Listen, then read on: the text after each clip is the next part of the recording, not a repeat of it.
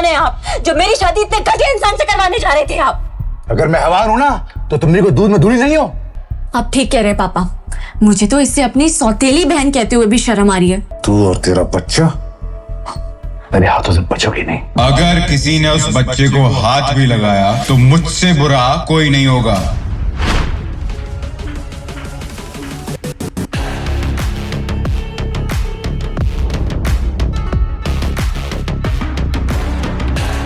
मुझे अविनाश में एक सहारा दिखता था और मैं उसके गले से लिपट गई। पर तभी मुझे एक जानी पहचानी सी खुशबू आई।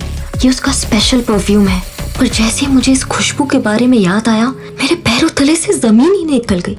ये खुशबू बिल्कुल वैसी ही थी।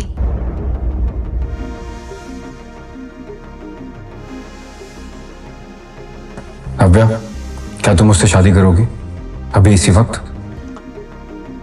मेरे बैचलरेट पार्टी के दिन मैं बहुत खुश थी।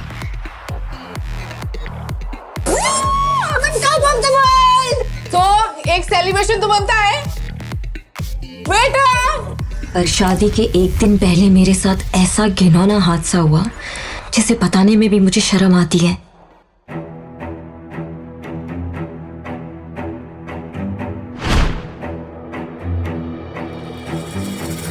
किसी ने मेरी ड्रिंक में नशीली दवाई डाल दी और बेहोश करके होटल रूम में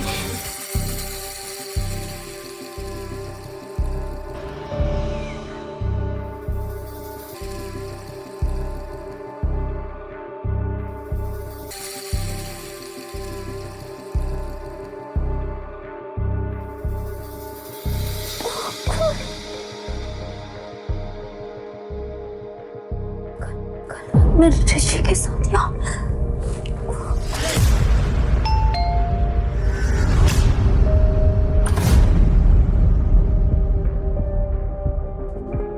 ऋषि, तुम बाहर कब गए? नव्या, तुमने क्या हालत बना रखी है? अच्छा, तुम्हारी बैचलर पार्टी खत्म हो गई होगी।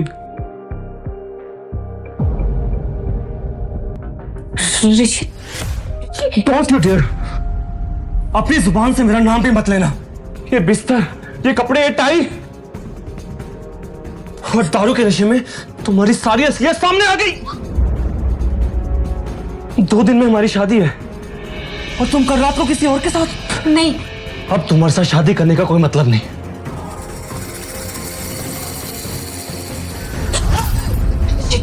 ऋषि, ऋषि मेरी बात सुनो। ऋषि प्लीज मेरी बात सुनो। ऋषि ने शादी तोड़ दी और चला गया। कैसा लगा शादी का तोहफा?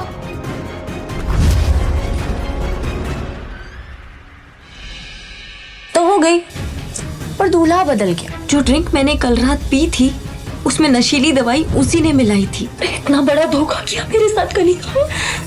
क्यों? क्योंकि मुझे ऋषि की साली नहीं, घर वाली बनना है। और बात रही तुम्हारी, तो तुम्हें तो मैं कभी खुश नहीं रहने दूंगी।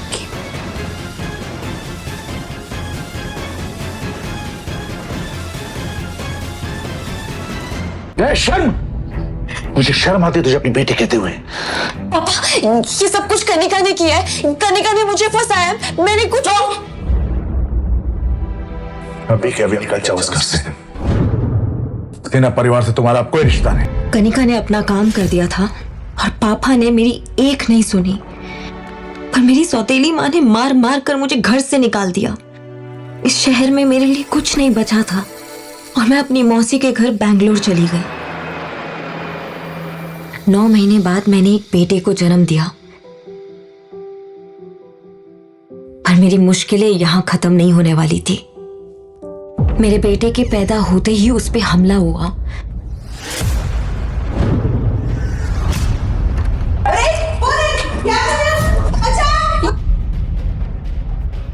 पर मौसी ने उसे बचा लिया। कौन था वो आदमी, आपको पता चला? वो आदमी कौन था ये तो नहीं पता, लेकिन वो ऐसे बड़बड़ा रहा था कि वो आपके बेटे का पिता है। मेरे बच्चे का पिता? ये वही आदमी था जिसने उस दिन मेरे साथ होटल में। लेकिन कौन है वो?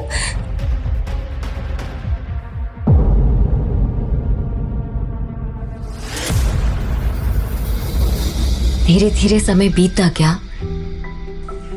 और मेरा बेटा आरफ मेरी जान बन गया। मैंने उसे ही अपनी दुनिया मानकर फिर से एक नई शुरुआत की। मैं अपने अतीत को भुला चुकी थी और आरफ पर इसका साया भी पड़ने देना नहीं चाहती थी। मैंने एक एंटरटेनमेंट कंपनी में जॉब शुरू कर दी। तभी एक दिन मम्मा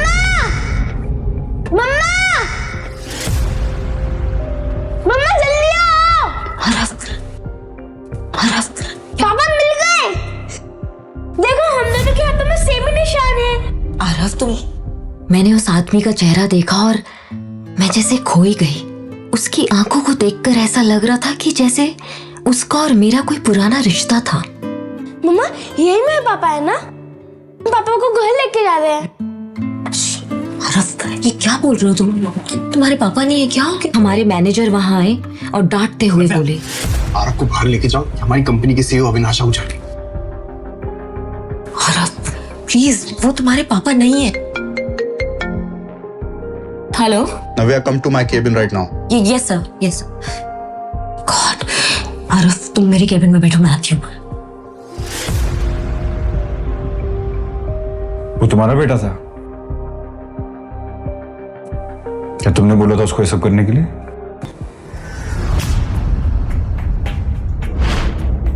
देखो, मैं आरव को नाराज नहीं करना चाहता। क्या हम परसों डिनर पर चल सकते हैं?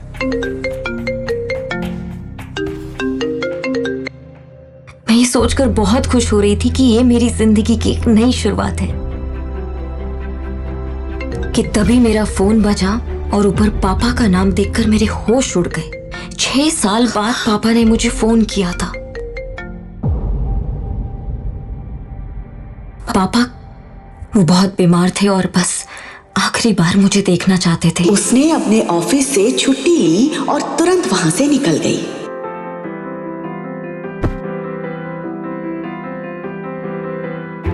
कुछ घंटों बाद वो बेंगलुरु एयरपोर्ट पर चेक इन कर रही थी। वो अपने पापा के एक बुलावे पर दौड़ी चली जा रही थी, सिर्फ इस उम्मीद में कि शायद अब उनका रिश्ता फिर से पहले जैसा हो जाए। आरव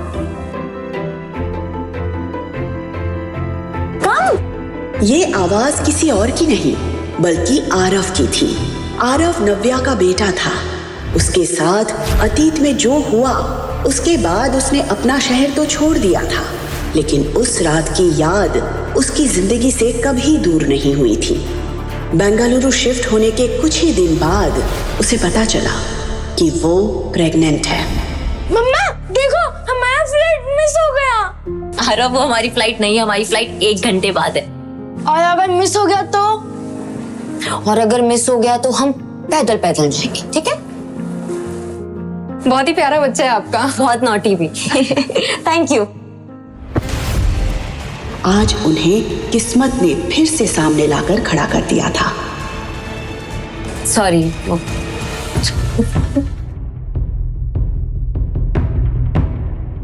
मुझे सर की फ्लाइट चेंज करवानी है। इस लेडी को भी आपने बिजनेस क्लास की टिकट दे दी। अविनाश सर बिजनेस क्लास से ट्रैवल करते हैं क्योंकि उनको डिस्टर्बेंस नहीं पसंद है। वो ये बच्चे का शोर सुनते हुए ट्रैवल नहीं कर सकते।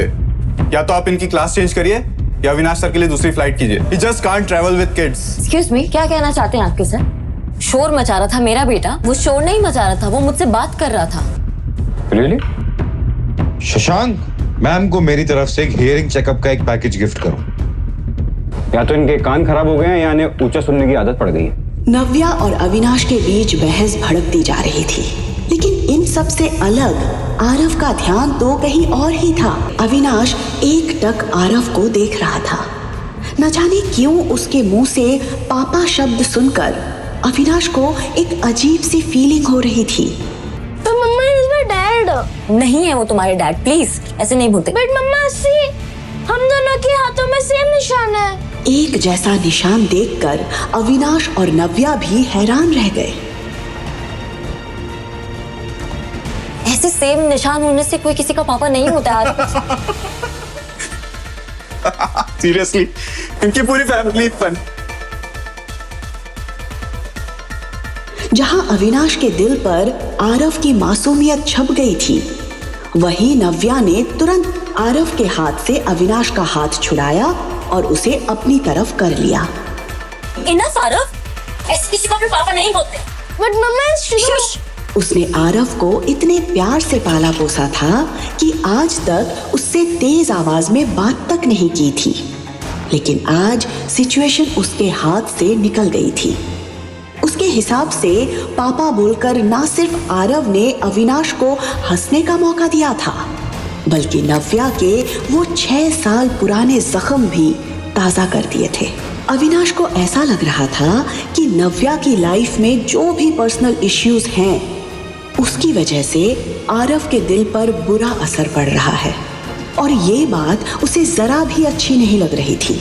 नव्या परेशान होकर सब कुछ संभाल ही रही थी कि तभी अविनाश ने उसे टॉन्ट मारते हुए कहा, जब बच्चे संभालना नहीं आता तो पैदा क्यों करते हो? इंडिपेंडेंट बनने के नाम पे सिंगल पेरेंट बन जाते हो। कभी सोचा बच्चे पे क्या असर पड़ेगा? ये बात नव्या को बहुत बुरी लगी। आज किसी ने उसकी पेरेंटिंग पर सवाल उठा दिया था। तुम्हारी हिम्मत!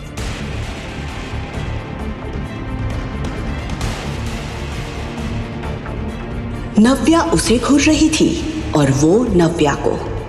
इससे पहले कि वो कुछ कहता, नव्या ने आरव का हाथ पकड़ा और वहां से गुस्से में निकल गई। अविनाश को यकीन नहीं हो रहा था कि आज किसी लड़की ने उसके मुंह पर पानी फेंका था। सर आपकी दूसरी फ्लाइट अरेंज हो गई है।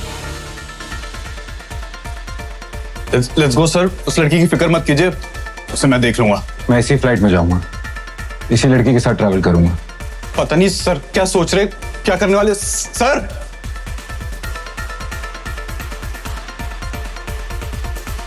सिक्योरिटी चेकिंग के दौरान अविनाश बार बार नव्या को देखे जा रहा था, लेकिन नव्या अविनाश को नजरअंदाज करते हुए आगे बढ़ गई। कुछ घंटों बाद जब फ्लाइट चंडीगढ़ में लैंड हुई, तब तक नव्या सब कुछ भूल चुकी थी। इतने सालों बाद अपने शहर में पैर रखते वक्त उसे ऐसा लग रहा था जैसे उसकी लाइफ में फिर से सब कुछ बदलने वाला था।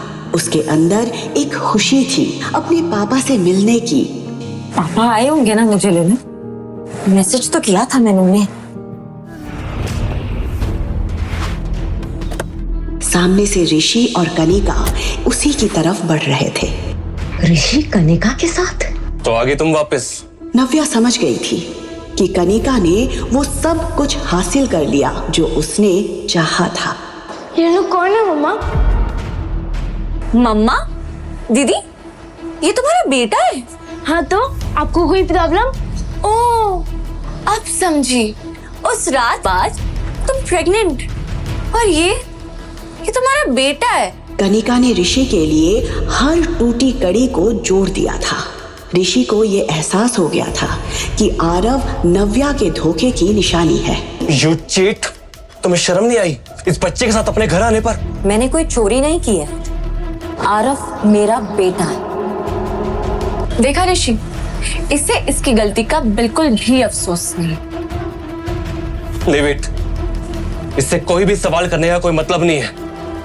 याद है ना इसने पिछली बार क्या किया था? उसके बाद तो ये कोई भी शर्मनाक हरकत कर सकती है।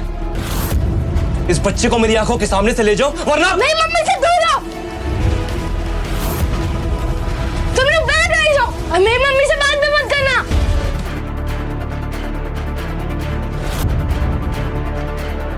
मेरे बच्चे को हाथ लगाने की हिम्मत भी मत करना। Behave yourself। शायद तुम भूल रही हो कि तुम ऋषि शेखावत से बात कर रही हो, समझे? नो वंडर है बच्चा इतना बदतमीज है। माँ के गुण है इसमें। ये सिखाया तुमने अपने बच्चे को? और एक सिंगल मदर से क्या उम्मीद कर सकते हैं? मम्मा को कुछ मत बोलना, आप गंदे हो। नव्या इसका मुंह बंद करो। उठा कर तो दिखाओ। ये सुनते ही नव्या ने पीछे पलट कर देखा तो ये आवाज किसी और की नहीं बल्कि अविनाश आहूजा की थी। उसे देखकर नव्या शॉक्ड रह गई थी।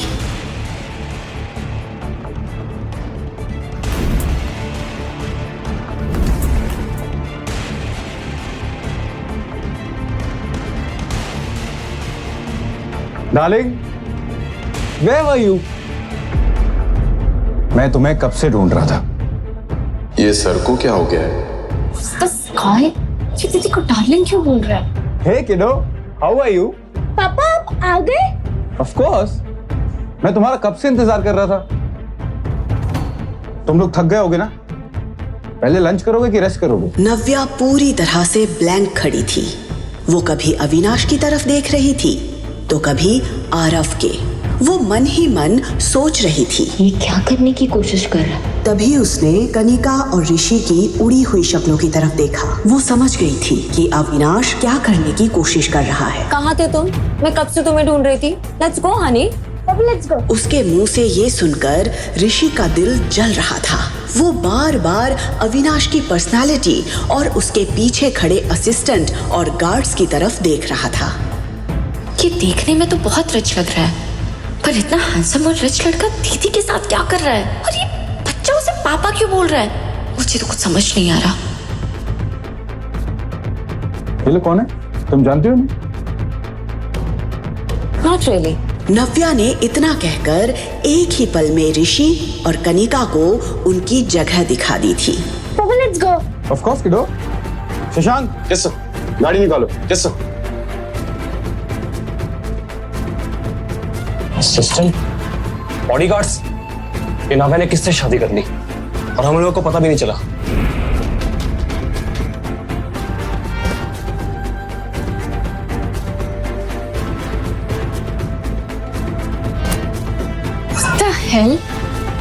इसने हमें इंट्रोड्यूस भी नहीं कर पाया। जैसे ही नव्या वहाँ से निकली, उसने सुकून की गहरी सांस ली। इतने सालों में उसने ऋषि को भुला जरूर दिया था, लेकिन आज उसे कनिका के साथ देखकर उसके जख्म मानो ताजा हो गए थे। उसे एक अजीब सी बेचैनी हो रही थी और ये बात अविनाश उसके चेहरे पर साफ देख पा रहा था। पापा हम कहाँ जा रहे हैं? Aarav, what is wrong with you? तुमको पापा क्यों बुला रहे हो? तुम्हारा पापा नहीं है। पर मम्मा, वो मेरे पापा है, मुझे पता है। नो आरव, नहीं, प्लीज उनको पापा मत बुलाओ। थैंक यू सो मच उस वक्त हमें उन लोगों से बचाने के लिए। शेली, आई थिंक तुम्हें थैंक यू से पहले सॉरी बोलना चाहिए। मुझे पता था सर, इतनी आसानी से लड़की को नहीं छोड़ेंगे। नव्या को भी फील हुआ कि शायद उसने अविनाश पर पानी फेंककर कुछ ज्यादा ही रिएक्ट कर दिया था।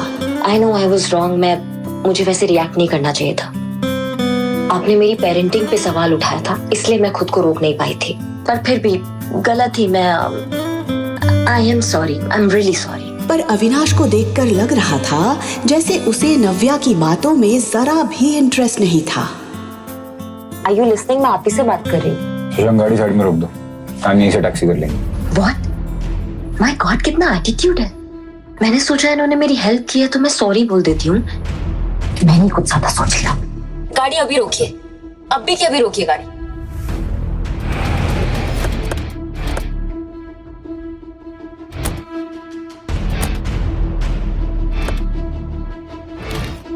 What's this? ये टैक्सी का फेयर, यहाँ तक लिफ्ट दिया ना, thank you so much. What the hell? ये लड़की समझती क्या अपने आप को? वो देख रहा था कि नव्या आरव का हाथ पकड़कर दूसरे टैक्सी का वेट कर रही थी। अविनाश का चेहरा देखकर शशांक को हंसी भी आ रही थी और उसे डर भी लग रहा था। वो अविनाश के गुस्से से अच्छे से वाकिफ था, इसलिए उसे पता था कि अविनाश ने इस वक्त अपने आप को कितना कंट्रोल किया हुआ था। अविनाश वहाँ से निकल जरूर गया था, लेकिन अभी भी उसके मन और दिमाग में नव्या और आरव की शक्ल घूम रही थी। इंटरेस्टिंग, कुछ तो है इस लड़की और इसके बेटे में। I don't know what, but there is something. Navya taxi रुकने का वेट कर ही रही थी कि तभी उसकी दादी का फोन आया।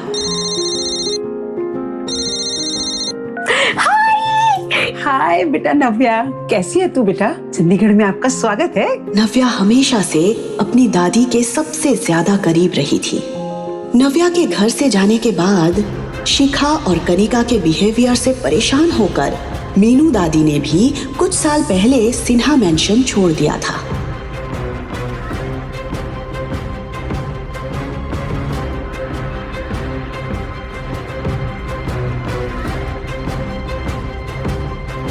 लेकिन फिर एक दिन नव्या के कॉल ने उन्हें फिर से जीने की उम्मीद दे दी थी। दादी, अब बड़ी दादी बन गई है। दादी, मैं हाँ, अगर आप दादी बोलोगे तो मैं क्या बोलूंगा? बिल्कुल तेरा चेहरा, वही आंखें। और आरव, आप मुझे सुपर दादी बुला सकते हैं। सुपर दादी! देख, दादी तो मैं हुई और साथ में सुपर पावर भी है, तो हुई ना मैं आपकी सुपर दादी। सुपर पावर वाली वैसे दादी आप सोशल मीडिया पे बड़े एक्टिव हो। मैं परसों ही आपके आउट हाउस की पिक्चर्स देख रही थी। वो गार्डन पहले से भी बहुत सुंदर हो गया है। अब वो अमरूद का पेड़ जो हमने साथ में मिलके लगाया था।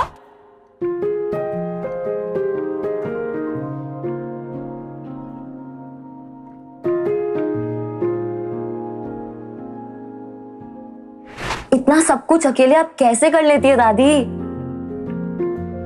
क्या हुआ दादी, आप कुछ बोल क्यों नहीं रहे हो? क्या बोलूं नव्या, जिस लड़की ने इतने सालों तक अकेले सब कुछ हैंडल किया, तू मुझे पूछ रही है मैंने ये गार्डन कैसे मेंटेन किया? बेटा, क्या कुछ नहीं सहा होगा तूने इतने सालों से। मैं तुझसे कहती रही कि तू मेरे पास आके रह जा, पर तूने मेरी एक बात नहीं सुनी। मेरा जी घबरा जाता है बेटा जब मैं सोचती हूँ कि तूने आरव को अकेले कैसे बड़ा किया। कैसे आती दादी मैं यहाँ? पापा ने घर से आप सबसे दूर भेज दिया था। निकल जाओ अभी के अभी इस घर से। अब सिन्हा परिवार से तुम्हारा कोई रिश्ता नहीं। और अगर पापा को मेरी प्रेगनेंसी के बारे में पता चलता तो पता नहीं वो कैसे रिएक्ट करते। और सच बताऊं तो दादी मैं आपको कोई प्रॉब्लम नहीं देना चाहती थी। तू मेरे लिए कोई प्रॉब्लम कभी भी नहीं खड़ी कर सकती। अरे मेरी तो आंखें तरस जाती हैं बेटा तुझे देखने के लिए। तो आ तो गई हूँ मैं अपनी दादी माँ के पास। बस आधे घंटे में आपके पास पहुंच जाऊंगी दादी। मैं बहुत एक्साइटेड हूँ। मुझे पापा को बताना है कि I missed him so much. I can't wait to meet him. Aarav की चीख सुनते ही नव्या उसकी तरफ भागती है। देख के नहीं चला सकता, अभी लग जाता तो। लेकिन उसे सही सलामत देखकर चैन की सांस लेती है। बैड गाइस यहाँ पे भी आ गए हमें परेशान करने के लिए। आरव, ये बैड गाइस तुम्हारा कुछ नहीं बिगाड़ सकते जब तक मम्मा तुम्हारे साथ। तुम दोनों यहाँ क्या कर रहे हो? अरे हमारा छोड़ो, ये बताओ कि तुम्हारा वो डार्लिंग और उसके बॉडीगार्ड्स कहीं दिखाई नहीं दे रहे। कनिका, मुझे तुम्हें हर चीज बताने की जरूरत नहीं है। नव्या, नव्या, आरव ठीक तो है ना नव्या? हाय दादी, आरव ठीक है। ये बताइए कि आप ठीक हो? लगता है कि दादी को मुझसे बात करने में कोई इंटरेस्ट नहीं। एनीवेज, तुम दोनों ने एयरपोर्ट पे कम तमाशा नहीं किया था। अब क्या लेने आए हो यहाँ पे? ओ हेलो, हमें भी आने का कोई शौक नहीं है। ये तो शेखर अंकल ने कहा इसलिए हमें आना पड़ा। बाय द वे, पापा ने तुम्हें घर बुलाया अभी। हम गाड़ी में वेट कर रहे हैं, आ जाओ। Let's go. आरव, तुम यहाँ साइड में खड़े रहो और हिलना मत, मैं बैग लेके आ रही हूँ। दादी, सुना आपने? पापा ने मुझे घर पे बुलाया। क्या लगता है आपको वो मुझे माफ कर देंगे ना? आरव को अपनाएंगे ना वो? दादी, क्या मुझे जाना चाहिए ना घर पे? दादी। दादी टेंशन में फोन कट कर देती है। नव्या इतनी उम्मीद से यहाँ आई है, जब उसे पता चलेगा कि शेखर उसे यहाँ क्यों बुलाया है तो उसका तो दिल ही टूट जाएगा।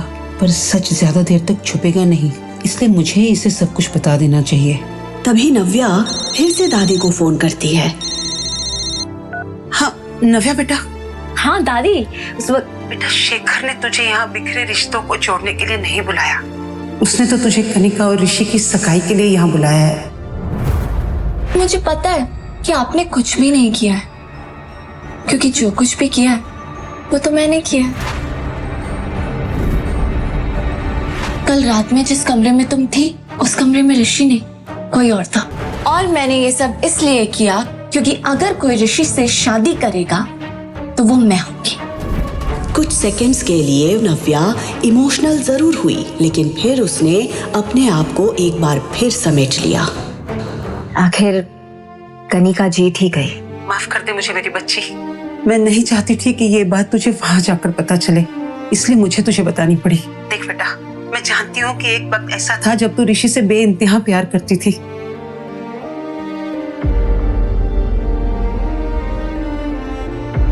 आज जब तू तेरी बहन को ऋषि के साथ देख रही है तो मुझे पता है तुझ पर क्या बीत रही होगी। पर नव्या, मैं फिर भी चाहूंगी कि तू इस एंगेजमेंट को अटेंड करे। तेरी ये हिम्मत है ना बेटा, उन सब के मुंह पर एक करारा तमाचा होगी जिन सब ने तुझे तोड़ने की कोशिश की है। आप सही कह रही हैं दादी, मैं एंगेजमेंट में भी जाऊंगी और पापा से भी मिलूंगी। और कितना टाइम? बैठो अंदर, हमारे पास पूरा दिन है तुम्हें पिक एंड ड्रॉप करने के लिए। चलो आरव। मैं नहीं चलूंगा, ये बैठ गई से। आरव, ये हमें नाना जी के पास लेके जा रहे हैं। नाना जी के पास? थोड़ी देर और टॉलरेट कर लो प्लीज। चल।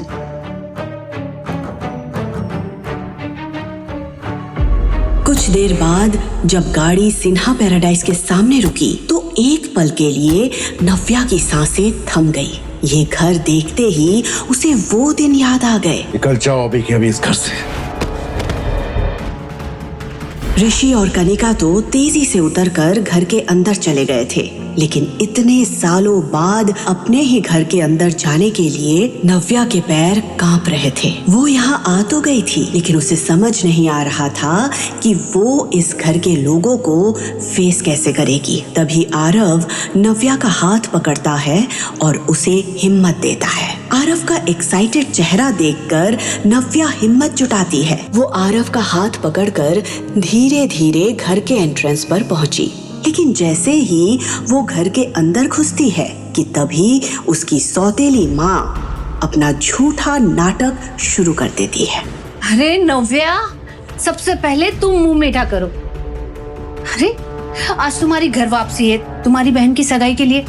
अब दो खुशखबरियां हैं तो फिर मुंह मीठा करना तो बनता है ना। मैं जानती हूँ आप मुझे खास पसंद नहीं करती हैं। मिठाई खिला के नाटक करने की कोई जरूरत नहीं है। ऐसे बात करोगी अपनी माँ के साथ? ये संस्कार दिए मैंने तुम्हें? इतने सालों बाद अपने पापा को देखते ही नव्या को अपना खुशहाल बचपन याद आ गया। पकड़ लिया, चलो।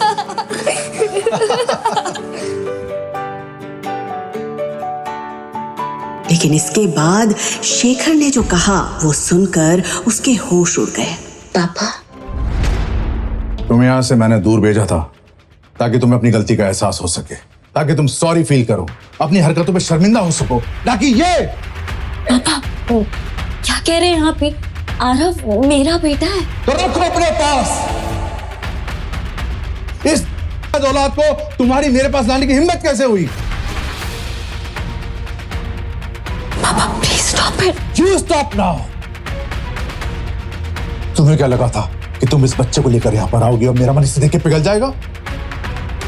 मैं इसे देखकर सब कुछ भूल जाऊंगा वो बेइज्जती जो मेरी तुम्हारे कारण हुई थी। Dad please calm down. चलिए आइए बैठिए। प्लीज जोर से मत बोलिए डैड, आपका बीपी बढ़ जाएगा। बैठिए।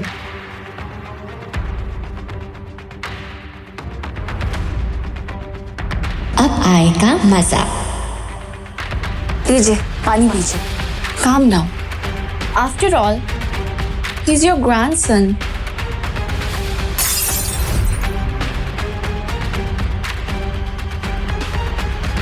जो मेरा ग्रैंडसन नहीं है और ना ही कभी हो सकता है। तेरा परिवार इस बच्चे को कभी एक्सेप्ट नहीं करेगा नव्या। ये बात तुम जिंदगी भर मत भूलना। तो मैं भी यहाँ पे अपने बच्चे को एक्सेप्ट करने की गुहार लेकर नहीं आई हूँ।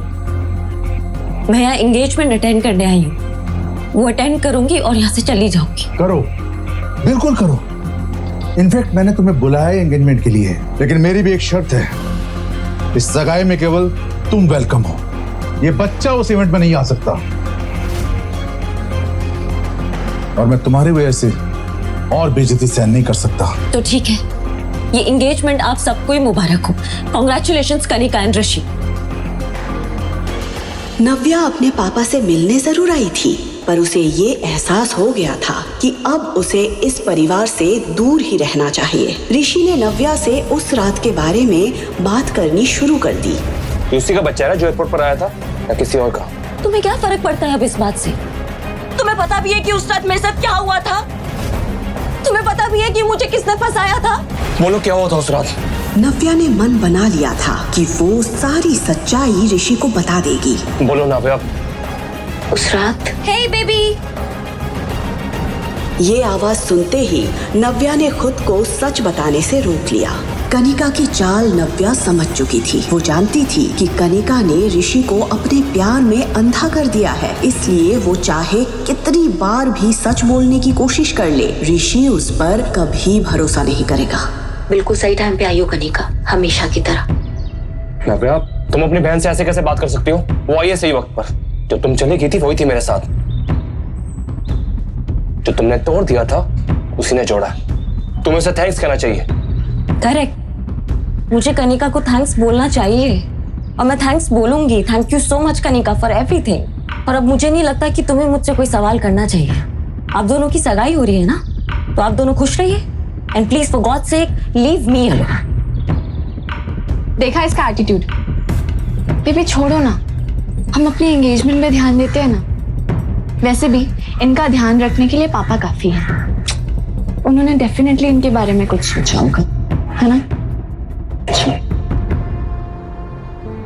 इस औलाद को तुम्हारी मेरे पास लाने की हिम्मत कैसे हुई? जो मेरा ग्रैंडसन नहीं है और ना ही कभी हो सकता है। सगाई में केवल तुम वेलकम हो, ये बच्चा उस इवेंट में नहीं आ सकता। मम्मा, नानू नहीं चाहते हैं ना कि मैं पार्टी में आऊं? मेरा बच्चा। उसकी उम्र भले ही कम थी, लेकिन उसे ये तो समझ आ ही गया था कि उसे यहाँ पर दादी के अलावा और कोई भी पसंद नहीं कर रहा था। उसकी ये फीलिंग देखकर नव्या के दिल के टुकड़े हो गए थे। क्या कभी ऐसा हुआ है कि मम्मा अपने बच्चे के बिना किसी पार्टी में गई हो? नानू थोड़ा गुस्से में थे ना, इसलिए उन्होंने ऐसे कह दिया। लेकिन तुम हमेशा एक बात ध्यान रखना, मम्मा कहीं भी जाएगी अपने बच्चे के साथ जाएगी। चॉकलेट? नव्या ने आरव को तो बहला दिया था, लेकिन उसके मन में अभी भी उथल पुथल मची हुई थी। एक तरफ उसे अपने परिवार की नफरत झेलनी थी और दूसरी तरफ उसे आरव के कोमल मन का ध्यान भी रखना था। बस जल्दी से ही 1-2 दिन निकल जाए, फिर मैं अपने बच्चे को लेके अपनी दुनिया में चली जाऊंगी।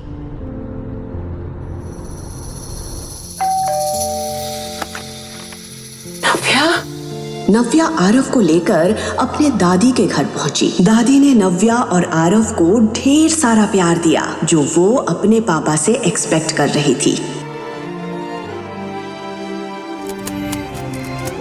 आज एंगेजमेंट पार्टी थी। ऋषि शेखावत और कनिका सिन्हा की सगाई होने वाली थी। इस पार्टी में देश के जाने माने लोग और बड़े बड़े बिजनेसमैन भी शरीक होने वाले थे। उनमें से एक था मिस्टर आलूवालिया। उनकी उम्र 45 साल की थी, इसीलिए बिजनेस में उनके इतने सालों के एक्सपीरियंस से हर कोई प्रभावित था। शेखर अंकल, आपने मुझे बुलाया? यस, अंदर आओ। अरे क्या अंकल अंकल लगा रखा है? कॉल मी डैड बेटा। ऋषि, आज का दिन मेरे लिए बहुत इंपॉर्टेंट है। ये शादी एक शादी नहीं, बल्कि हमारे फैमिली बिजनेस को मजबूत करने का तरीका भी है। आज मैं तुम्हें अपनी सबसे प्रीशियस डॉटर देने जा रहा हूँ। आई होप कि तुम उसका अच्छे से ख्याल रखोगे। आप बेफिक्र रहिए डैड, मैं कनिका का अच्छे से ख्याल रखूंगा।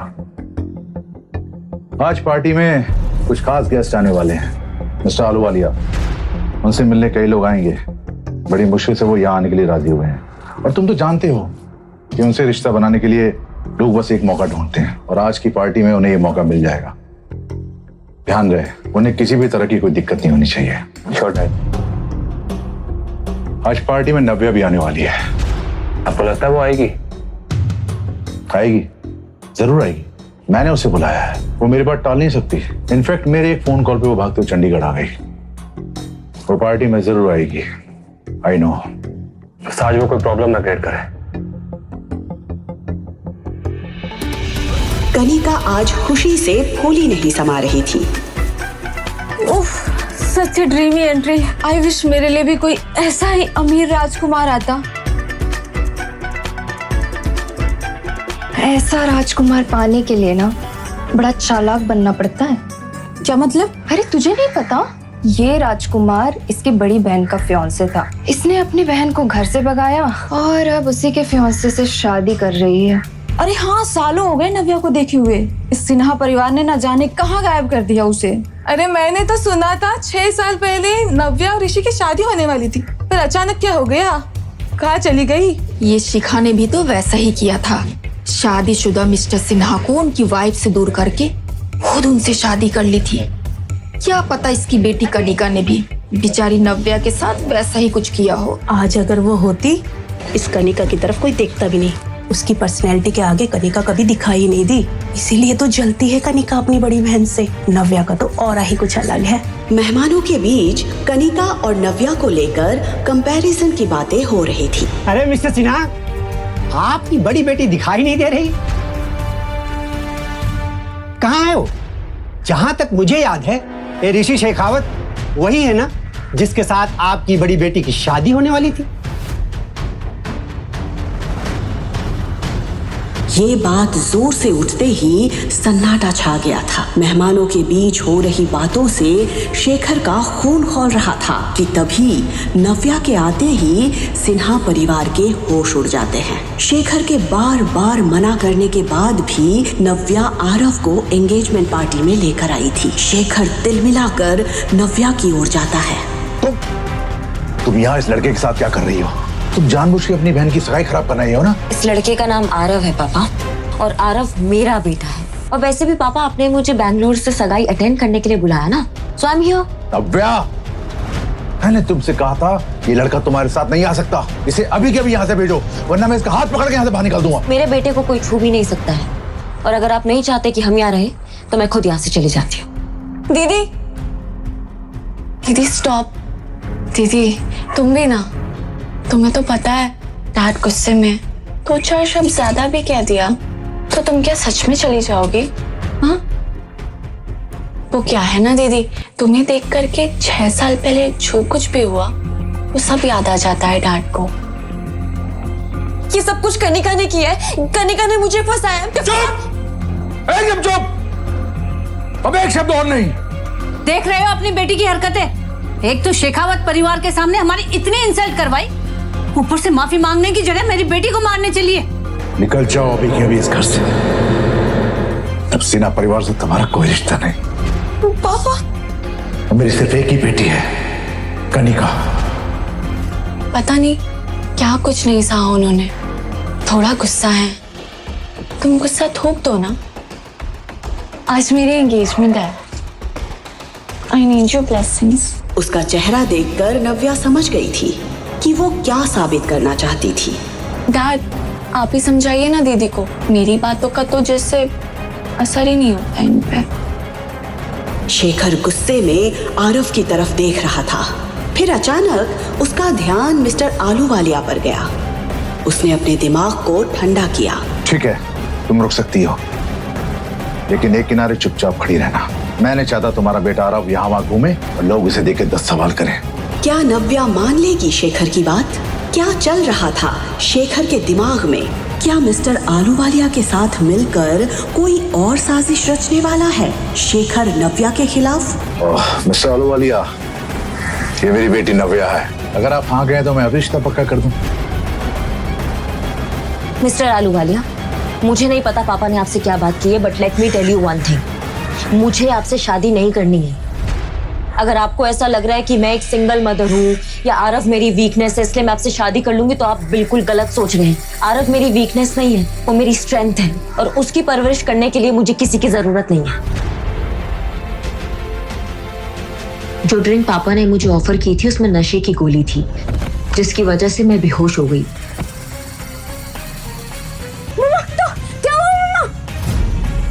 मेरी आंख खुली तो मैं अस्पताल में थी और आरव मेरे साथ नहीं था। आरव? आरव?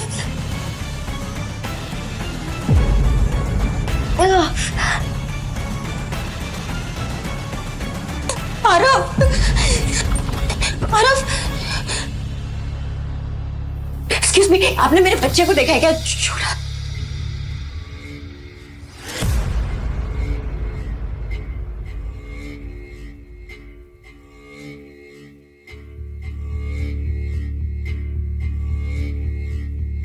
लेटर पढ़कर जैसे मेरी दुनिया ही खत्म हो गई। वो लेटर मेरे पापा ने छोड़ा था और उसमें लिखा था, तुम्हारा बेटा हमारे कब्जे में है, अगर उसकी सलामती चाहती हो तो शादी के पेपर्स पर साइन करके हमारे घर आ जाओ।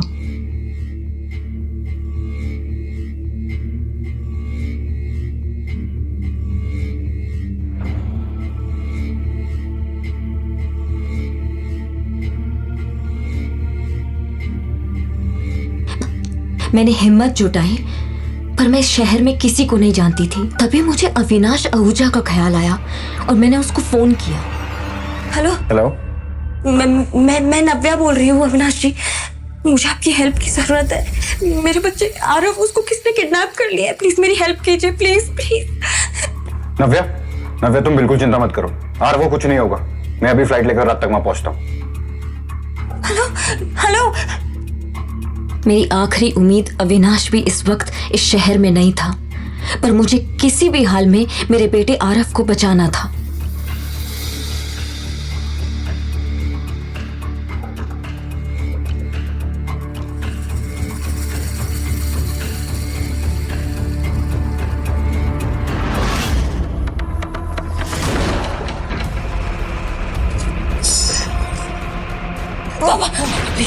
बिल्कुल भी चालाकी मत करना प्लीज। ये तो मेरे बेटे को बचाने के चक्कर में एक बेटी को अपने बाप पे गोली चलानी पड़ेगी। प्लीज पापा, बिल्कुल। जल्दी आओ बेटा, मामा के पास आओ, जल्दी जल्दी आओ, जल्दी आओ।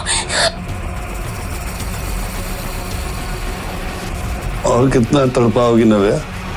मेरी दोनों ओर खतरा मंडरा रहा था, पर आरव के लिए सब कुछ जायज था। इसलिए मुझे मजबूरन आलूवालिया से शादी करने के लिए मैरिज पेपर्स पर साइन करना पड़ा। वक्त भी कितना जल्दी बदलता है ना नव्या।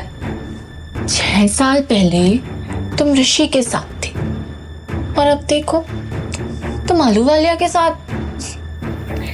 वैसे आलूवालिया की दूसरी बीवी कहाँ गई, किसी को कुछ नहीं पता।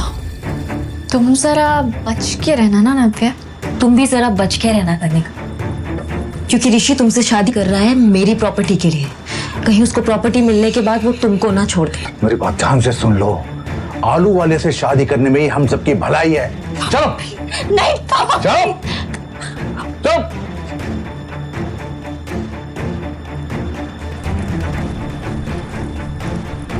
सब लोग मेरी बर्बादी का तमाशा देख रहे थे और कनिका ऋषि का हाथ पकड़े हंस रही थी। मेरे अंदर लड़ने की ताकत नहीं थी।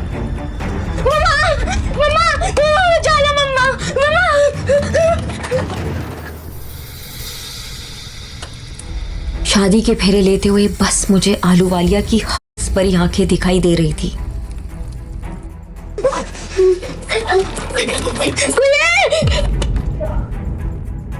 मैं रोते हुए शादी का आखिरी फेरा ले रही थी कि तभी मम्मा! आरव!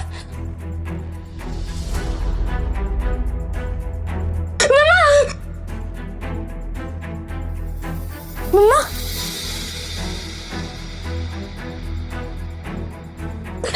तू ठीक है ना? हाँ? मम्मा, अब आपको शादी करने की जरूरत नहीं है। मुझे शादी नहीं करनी। ये क्या नाटक है नव्या? तुम्हारे बेटे को तुम देखना चाहती हो या नहीं? बहुत हो गया, अब मैं आपसे बिल्कुल नहीं डरने वाली पापा। और मेरे बेटे को कोई छू भी नहीं सकता है। आरव, जल्दी आओ। सब देख रहे हैं नव्या, लोग देख रहे हैं। अभी भी समझ जाओ, हमें बहुत भारी पड़ेगा। पहले तो मेरे बच्चे को किडनैप किया, फिर मेरी जबरदस्ती शादी करवा रहे हो, और अब अच्छा बनने का ढोंग कर रहे हो पापा। इतनी बड़ी बेइज्जती, और वो भी एक की औरत के लिए। Mister Sinha, the deal is of. Mister Ahluwalia, mister Ahluwalia, mister Ahluwalia.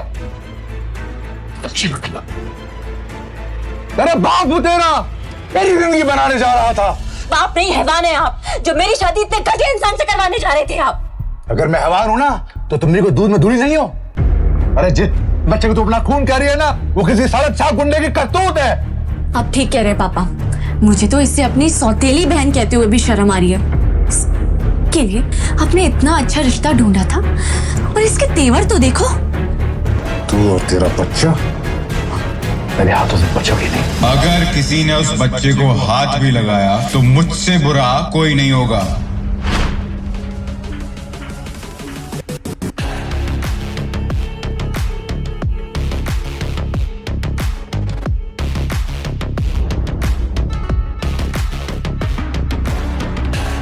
मुझे अविनाश में एक सहारा दिखता था और मैं उसके गले से लिपट गई। पर तभी मुझे एक जानी पहचानी सी खुशबू आई। ये उसका स्पेशल परफ्यूम है पर जैसे मुझे इस खुशबू के बारे में याद आया, मेरे पैरों तले से जमीन ही निकल गई। ये खुशबू बिल्कुल वैसी ही थी।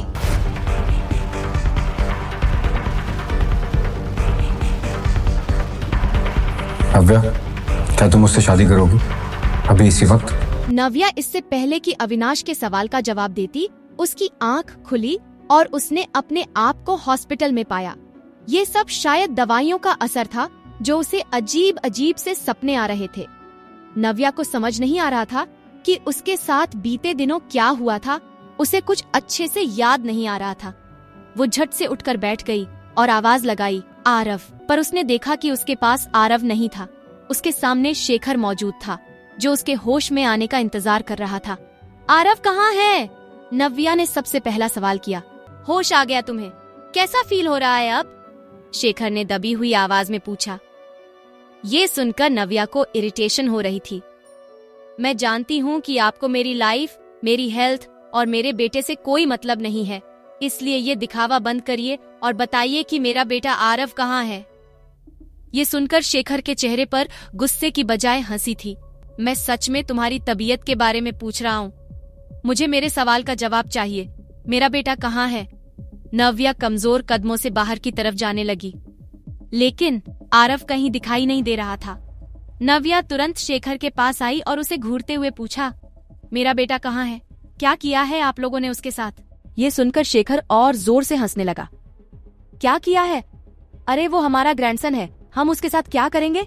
अभी तो कनिका उसे बाहर लंच के लिए ले गई है, आ जाएगा वापस। ये सुनकर नव्या का मन घबरा रहा था। वो जानती थी कि उसका परिवार उसके और आरव के बारे में कभी अच्छा नहीं सोच सकता है। कल तक तो आपको ग्रैंडसन शब्द सुनने में भी दिक्कत हो रही थी, और आज आरव आपका ग्रैंडसन हो गया। आप लोग क्या करना चाह रहे हैं? आरव कहाँ है? उसे अभी के अभी वापस बुलाइए। नव्या ने इस बार चिल्लाते हुए कहा।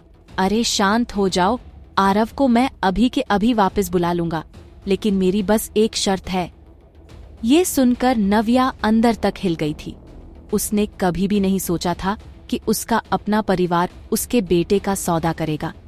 अविनाश आहूजा, उससे मेरी मीटिंग करवानी है। एक बार वो हमारा बिजनेस पार्टनर बन जाए, उसके बाद मैं आरव को तुम्हारे पास भेज दूंगा। ये सुनकर नव्या बेड पर बैठ गई थी। आप ये क्या कह रहे हैं पापा? हाँ, मतलब सिर्फ पार्टनरशिप की ही बात है। एक बार वो हो जाए, फिर आरव तुम्हारे पास। पापा, आरव को वापस बुलाइए अभी के अभी। मुझे आपकी कोई शर्त मंजूर नहीं है, ना ही मैं आपकी कोई बात मानने वाली हूँ। मुझे सिर्फ और सिर्फ अपना बेटा चाहिए। नव्या ने गुस्से में शेखर को घूरते हुए कहा। देखो, अगर ऐसा है तो भूल जाओ कि तुम आरव को यहाँ से ले जा पाओगी। कोई बात नहीं, उसे यहीं हमारे पास छोड़ दो। वैसे भी एक सिंगल मदर की परवरिश से ज्यादा अच्छी एक परिवार की परवरिश होती है। आखिरकार वो हमारा ग्रैंडसन है। मैं कैसे अविनाश से बात करूंगी? मैं तो उसे जानती तक नहीं। मुझे तो ये भी नहीं पता कि वो कहाँ रहता है। मैं कहाँ ढूंढूंगी उसे? नव्या ने सोचा और अपना सिर पकड़कर बैठ गई। उसे कुछ भी समझ नहीं आ रहा था। तुम्हारे पास समय जरा कम है। जितनी जल्दी ये काम करोगी, आरव के लिए उतना अच्छा होगा, शेखर ने कहा और वहां से चला गया। उसने एक बार भी मुड़कर नव्या की हालत नहीं देखी। नव्या रोते हुए अकेले हॉस्पिटल के बेड के पास खड़ी हुई थी। नहीं, मुझे आरव को जल्द से जल्द वापस बुलाना होगा। मैं उसे कनिका के साथ थोड़ी देर भी नहीं छोड़ सकती। वो आरव को बिल्कुल भी पसंद नहीं करती है। पता नहीं वो उसके साथ क्या। मैं कोई रिस्क नहीं ले सकती। मुझे जल्द से जल्द अविनाश आहूजा को ढूंढना होगा, उससे बात करनी होगी। नव्या ने हड़बड़ाते हुए अपने आंसू पोंछे और अपने अंदर हिम्मत जुटाई। उसने तेजी से अपना फोन उठाया और तुरंत अविनाश के बारे में सर्च करना शुरू कर दिया। पूरे रास्ते आरव की चिंता करते हुए वो जैसे तैसे ऑटो से अविनाश के ऑफिस के बाहर पहुंची। उतरते ही उसने देखा कि उसके सामने एक चमचमाती कांच की बिल्डिंग है। वो दौड़ती हुई ऑफिस के अंदर जा रही थी, पर उसे गार्ड ने बाहर ही रोक लिया। रुकिए मैडम, आप ऐसे अंदर नहीं जा सकती। किससे मिलना है आपको? गार्ड ने पूछा। देखिए, मुझे अविनाश आहूजा से मिलना है। मेरा उनसे मिलना बहुत जरूरी है, नव्या ने घबराहट से कहा। आपके पास कोई अपॉइंटमेंट है? गार्ड ने पूछा। ये सुनकर नव्या और घबरा गई। नहीं, मेरे पास अपॉइंटमेंट नहीं है, पर मेरा उनसे मिलना बहुत ज़रूरी है। प्लीज़ आप एक बार अंदर इन्फॉर्म तो कर दीजिए। नहीं मैडम, हम बिना अपॉइंटमेंट के आपको अंदर नहीं जाने दे सकते। क्या करूं मैं? अगर मैं अविनाश से नहीं मिली तो पापा आरव को वापस नहीं बुलाएंगे। नहीं, मुझे जल्द से जल्द अविनाश से मिलना होगा। नव्या बार बार ये सोचकर ऑफिस के गेट के अंदर देख रही थी, पर फिर उसकी नजर गार्ड पर पड़ी। वो समझ गई थी कि वो कितनी भी कोशिश कर ले, गार्ड उसे अंदर नहीं जाने देगा। नव्या खड़ी तो बाहर थी, लेकिन उसकी नजर गेट के अंदर थी। वो झांक झांक कर ऑफिस के अंदर देख रही थी, लेकिन उसे अविनाश की झलक तक नजर नहीं आ रही थी। मैं अविनाश से बिना मिले यहाँ से नहीं जाऊंगी, यहीं बाहर बैठकर उसका वेट कर लेती हूँ, नव्या ने खुद से कहा, और मेन गेट के बाहर लगी बेंच पर वो चुपचाप बैठ गई। जैसे ही नव्या ने एक और बार पीछे मुड़कर ऑफिस की ओर देखा, उसे दिखाई दिया कि अविनाश तेजी से कार का दरवाजा खोलकर उसके अंदर बैठ रहा था। लगता है अविनाश कहीं जा रहा है, मुझे उससे मिलना है, कहते हुए नव्या कार के पास जाने लगी। लेकिन उसके पहुंचने से पहले ही कार वहां से निकल गई। नव्या ने देखा कि अविनाश कार के अंदर फोन पर बात करने में बिजी था, इसलिए उसका ध्यान नव्या पर गया ही नहीं। अविनाश, अविनाश रुको, प्लीज स्टॉप, कहते हुए नव्या कार के पीछे भागी, लेकिन उसके भारी गले की आवाज अविनाश तक नहीं पहुंची। तभी नव्या ने कुछ सोचा और तेजी से दौड़ते हुए आगे आने लगी। जैसे ही कार राइट टर्न लेकर वहां से निकलने वाली थी, नव्या दौड़ते हुए अचानक कार के सामने आकर खड़ी हो गई। कार नव्या से 4 इंच की दूरी पर रुक गई। What the hell? ये लड़की, शशांक ने कहा और गुस्से में गाड़ी से उतर के नव्या के पास आया। आपको हम लोगों से कोई प्रॉब्लम है क्या? आप इस तरह से हमारी गाड़ी के नीचे क्यों आना चाहती थी? देखिए, मुझे मिस्टर आहूजा से मिलना है अभी। ये सुनकर शशांक हैरान रह गया। उसे समझ नहीं आ रहा था कि इतनी सारी हरकतें करने के बाद नव्या फिर से अविनाश से मिलना चाहती थी। शशांक ने पलटकर कार की ओर देखा। सर की अभी एक इम्पोर्टेंट मीटिंग चल रही है, मुझे नहीं लगता वो आपसे अभी मिल पाएंगे, शशांक ने कहा। देखिए, आप समझ नहीं रहे हैं, मेरा उनसे मिलना बहुत जरूरी है, नव्या ने घबरा कर कहा। उसकी सांसें फूल रही थी और माथे से पसीना टपक रहा था। उसकी हालत देखकर शशांक भी सोच में पड़ गया। लेट मी सी, कहकर शशांक कार के पास गया। थैंक यू सो मच, नव्या ने खुशी से कहा। उसे शशांक की हाँ के साथ आरव के वापस मिलने की उम्मीद मिल गई थी। शशांक कार के पास गया और अविनाश के पास वाली विंडो को नॉक किया। जैसे ही अविनाश ने खिड़की नीचे की, शशांक ने नव्या की ओर इशारा करते हुए कहा, सर, वो लेडी आपसे मिलना चाहती है। अविनाश ने अपना सिर टेढ़ा करके शशांक के पीछे देखा तो वहां पर नव्या खड़ी थी। ये फिर से, उसके मुंह से निकला। अविनाश ने अपना सिर नीचे किया और अपनी घड़ी की ओर देखकर कहा, क्लाइंट हमारा वेट कर रहे होंगे, अभी ये मीटिंग इंपॉर्टेंट है। कुछ सेकंड्स सोचने के बाद उसने अपनी कड़क आवाज में शशांक से कहा, उससे कह दो मैं नहीं मिल पाऊंगा अभी, आई एम बिजी। नहीं, अगर वो मेरी हेल्प नहीं करेगा तो मैं आरव को वापस कैसे बुलाऊंगी? Mister Ahuja, please listen to me, Navya ने जोर से चिल्लाते हुए कहा। पर उसके सामने से अविनाश की कार फिर से गुजरने लग गई। इस बार नव्या फिर से गाड़ी के सामने आ गई। वो पीछे की तरफ जा रही थी और कार उसकी तरफ, लेकिन ना शशांक रुक रहा था और ना ही नव्या गाड़ी के सामने से हट रही थी। Mister Ahuja, please, I will take only 5 minutes, it's urgent, please listen to me, एक बार मुझसे मिल लीजिए। सर, क्या करना है? ऐसा लग रहा है जैसे सच में कुछ बहुत अर्जेंट मैटर है, शशांक ने कुछ सोचते हुए कहा। अविनाश ने अपना सर उठाया और फिर एक बार नव्या को सर से पैर तक ध्यान से देखा। उसकी कमजोरी और परेशानी उसके चेहरे से झलक रही थी। रोक दो गाड़ी, अविनाश ने भारी आवाज में कहा। ये सुनते ही शशांक ने तेजी से ब्रेक लगा दी। जैसे ही कार रुकी, नव्या की उम्मीद फिर से जाग गई। मुझे आपकी मदद चाहिए, मेरा बेटा Aarav, he is in danger. क्या हुआ है? अविनाश ने पूछा। आरव, उसे मेरे पापा ने कहीं छुपा लिया है, मैं नहीं जानती वो कहाँ है। उसे वापस लाने के लिए मुझे आपकी मदद चाहिए, प्लीज। देखिए, मैं जानती हूँ आपको मेरा बिहेवियर थोड़ा अजीब लग रहा होगा, पर मेरा यकीन करिए, अगर मेरे पास कोई और ऑप्शन होता तो मैं कभी आपसे हेल्प लेने नहीं आती, आपको परेशान नहीं करती। नव्या की घबराहट, बेचैनी उसके एक एक शब्द से झलक रही थी। अविनाश एकटक नव्या को देख रहा था। आई कांट बिलीव तुम मेरे पास हेल्प के लिए आई हो, अविनाश ने नव्या को चिढ़ाते हुए कहा। देखिए, ये मजाक का वक्त नहीं है, मुझे सच में आपकी हेल्प चाहिए। मैं 3 घंटे से आपका यहाँ वेट कर रही हूँ। आपको क्या लग रहा है मैं यहाँ टाइम पास करने के लिए आई हूँ? नव्या अब इतनी घबराई हुई थी कि उसे पता ही नहीं चला कि उसकी आवाज कब तेज हो गई। अविनाश चुपचाप उसे सुन रहा था। नव्या ने तुरंत अपने अंदर उबलता हुआ गुस्सा शांत किया और एक गहरी सांस लेते हुए कहा, सॉरी, देखिए मैं बहुत परेशान हूं, आप प्लीज मेरी हेल्प कर दीजिए। बदले में आपको जो भी चाहिए मैं देने को तैयार हूं। Anything you want. उसने नव्या को चिढ़ाते हुए कहा। Anything I want. नव्या ने अपनी आंखें बंद की और अपने आप को अविनाश से पीछे कर लिया। उसे एक पल में एहसास हो गया जैसे उसने यहां पर आकर बहुत बड़ी गलती कर दी थी। सॉरी, पता नहीं क्यों मुझे ऐसा लगा जैसे आप मेरी सिचुएशन समझेंगे, मेरे बेटे को बचाने में मेरी हेल्प करेंगे, पर आपने मुझे बता दिया कि मैं कितना गलत सोच रही थी। माफ करना, मुझे यहां आना ही नहीं चाहिए था। आपने मुझे अपने कीमती 5 मिनट दिए, उसके लिए थैंक यू। भारी गले से इतना सब कुछ कहकर नव्या गाड़ी से उतर गई। क्या है इस लड़की में जो... एनीवेज, शशांक, लेट्स मूव।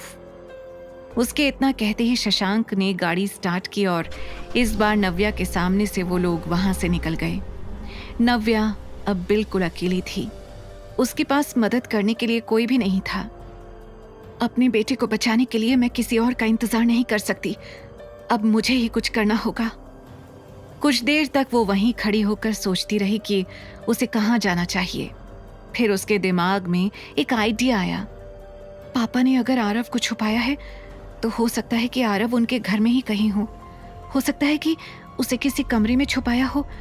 मुझे सबसे पहले आरव की तलाश वहीं से शुरू करनी चाहिए। ये सोचकर नव्या ने तुरंत वहां से गुजरता हुआ एक ऑटो किया और उसमें तेजी से बैठ गई। वो ऑटो सीधा सिन्हा पैराडाइज के सामने जाकर रुका।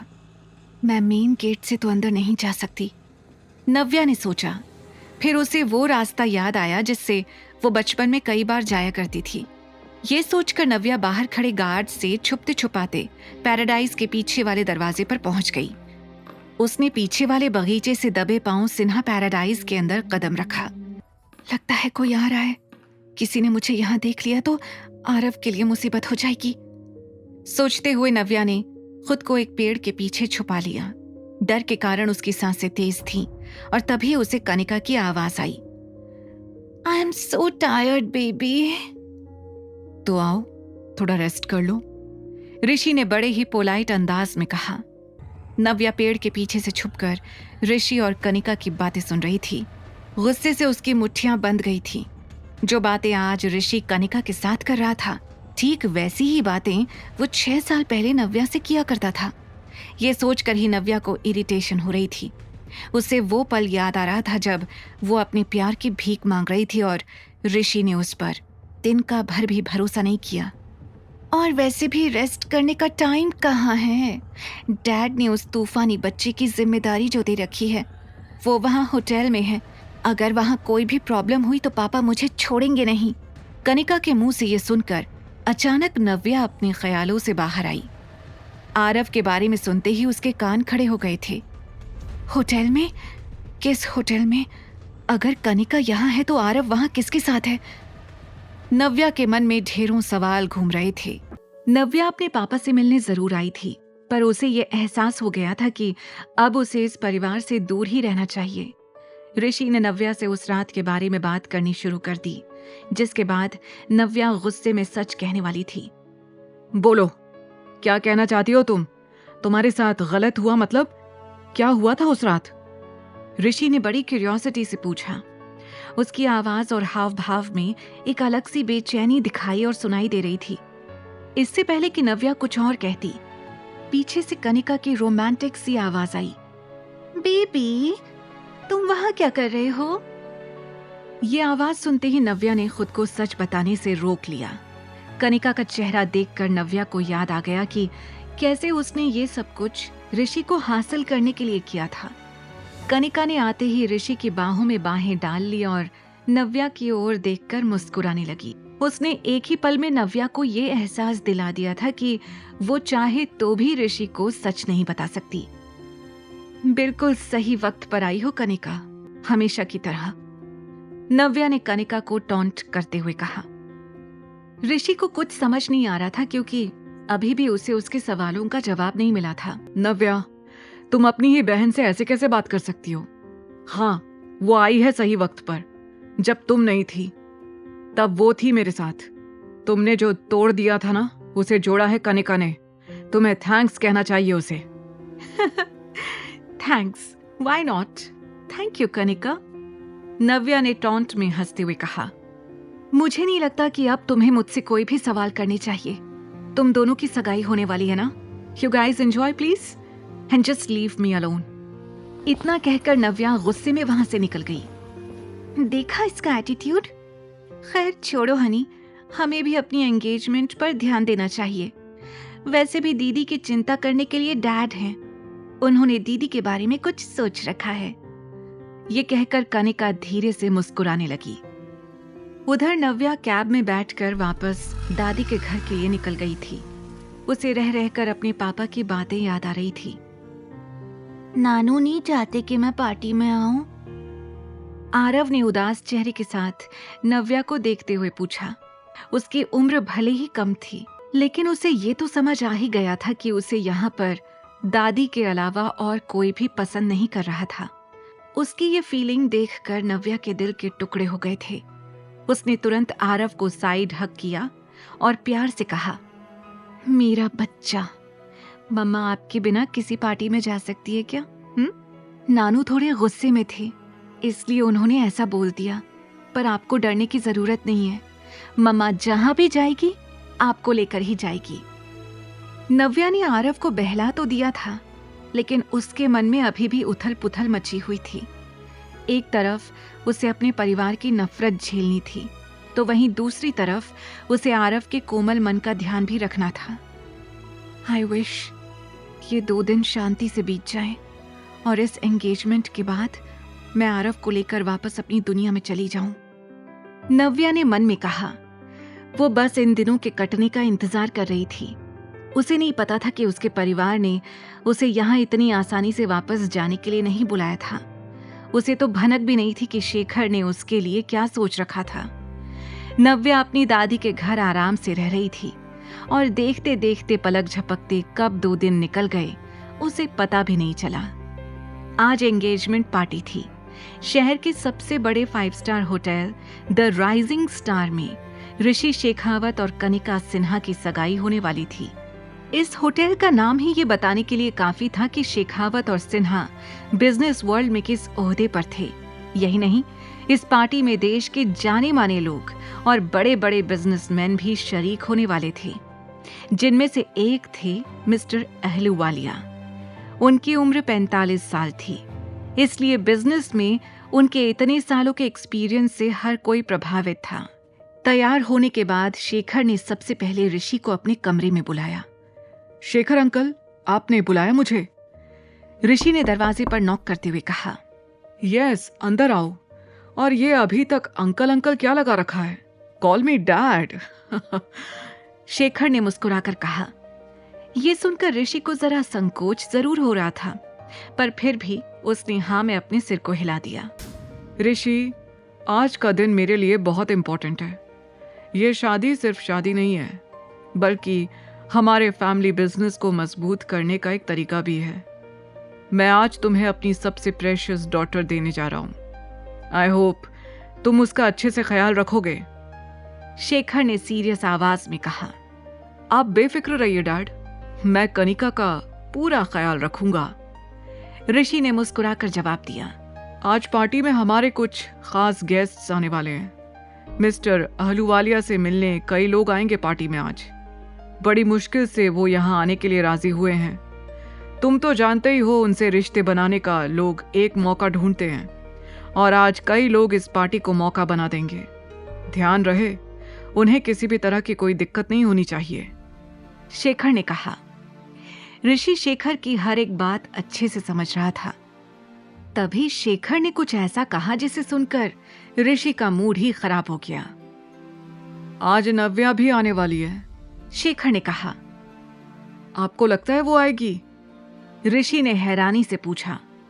जरूर आएगी, मैंने बुलाया है उसे। वो मेरी बात नहीं टालेगी। वो मेरे एक फोन पर भागती हुई चंडीगढ़ वापस आ गई। वो इस पार्टी में जरूर आएगी, आई नो। शेखर ने कुछ सोचते हुए कहा। हाँ, बस आज वो कोई प्रॉब्लम ना क्रिएट करे। ऋषि ने गहरी सांस लेते हुए कहा। थोड़ी देर बाद सभी गेस्ट्स वेन्यू पर पहुंचने शुरू हो गए थे। कनिका आज खुशी से फूली नहीं समा रही थी। इस दिन के लिए उसने ना जाने कितने पापड़ बेले थे, इसलिए ये खुशी उससे छुपाए नहीं छुप रही थी।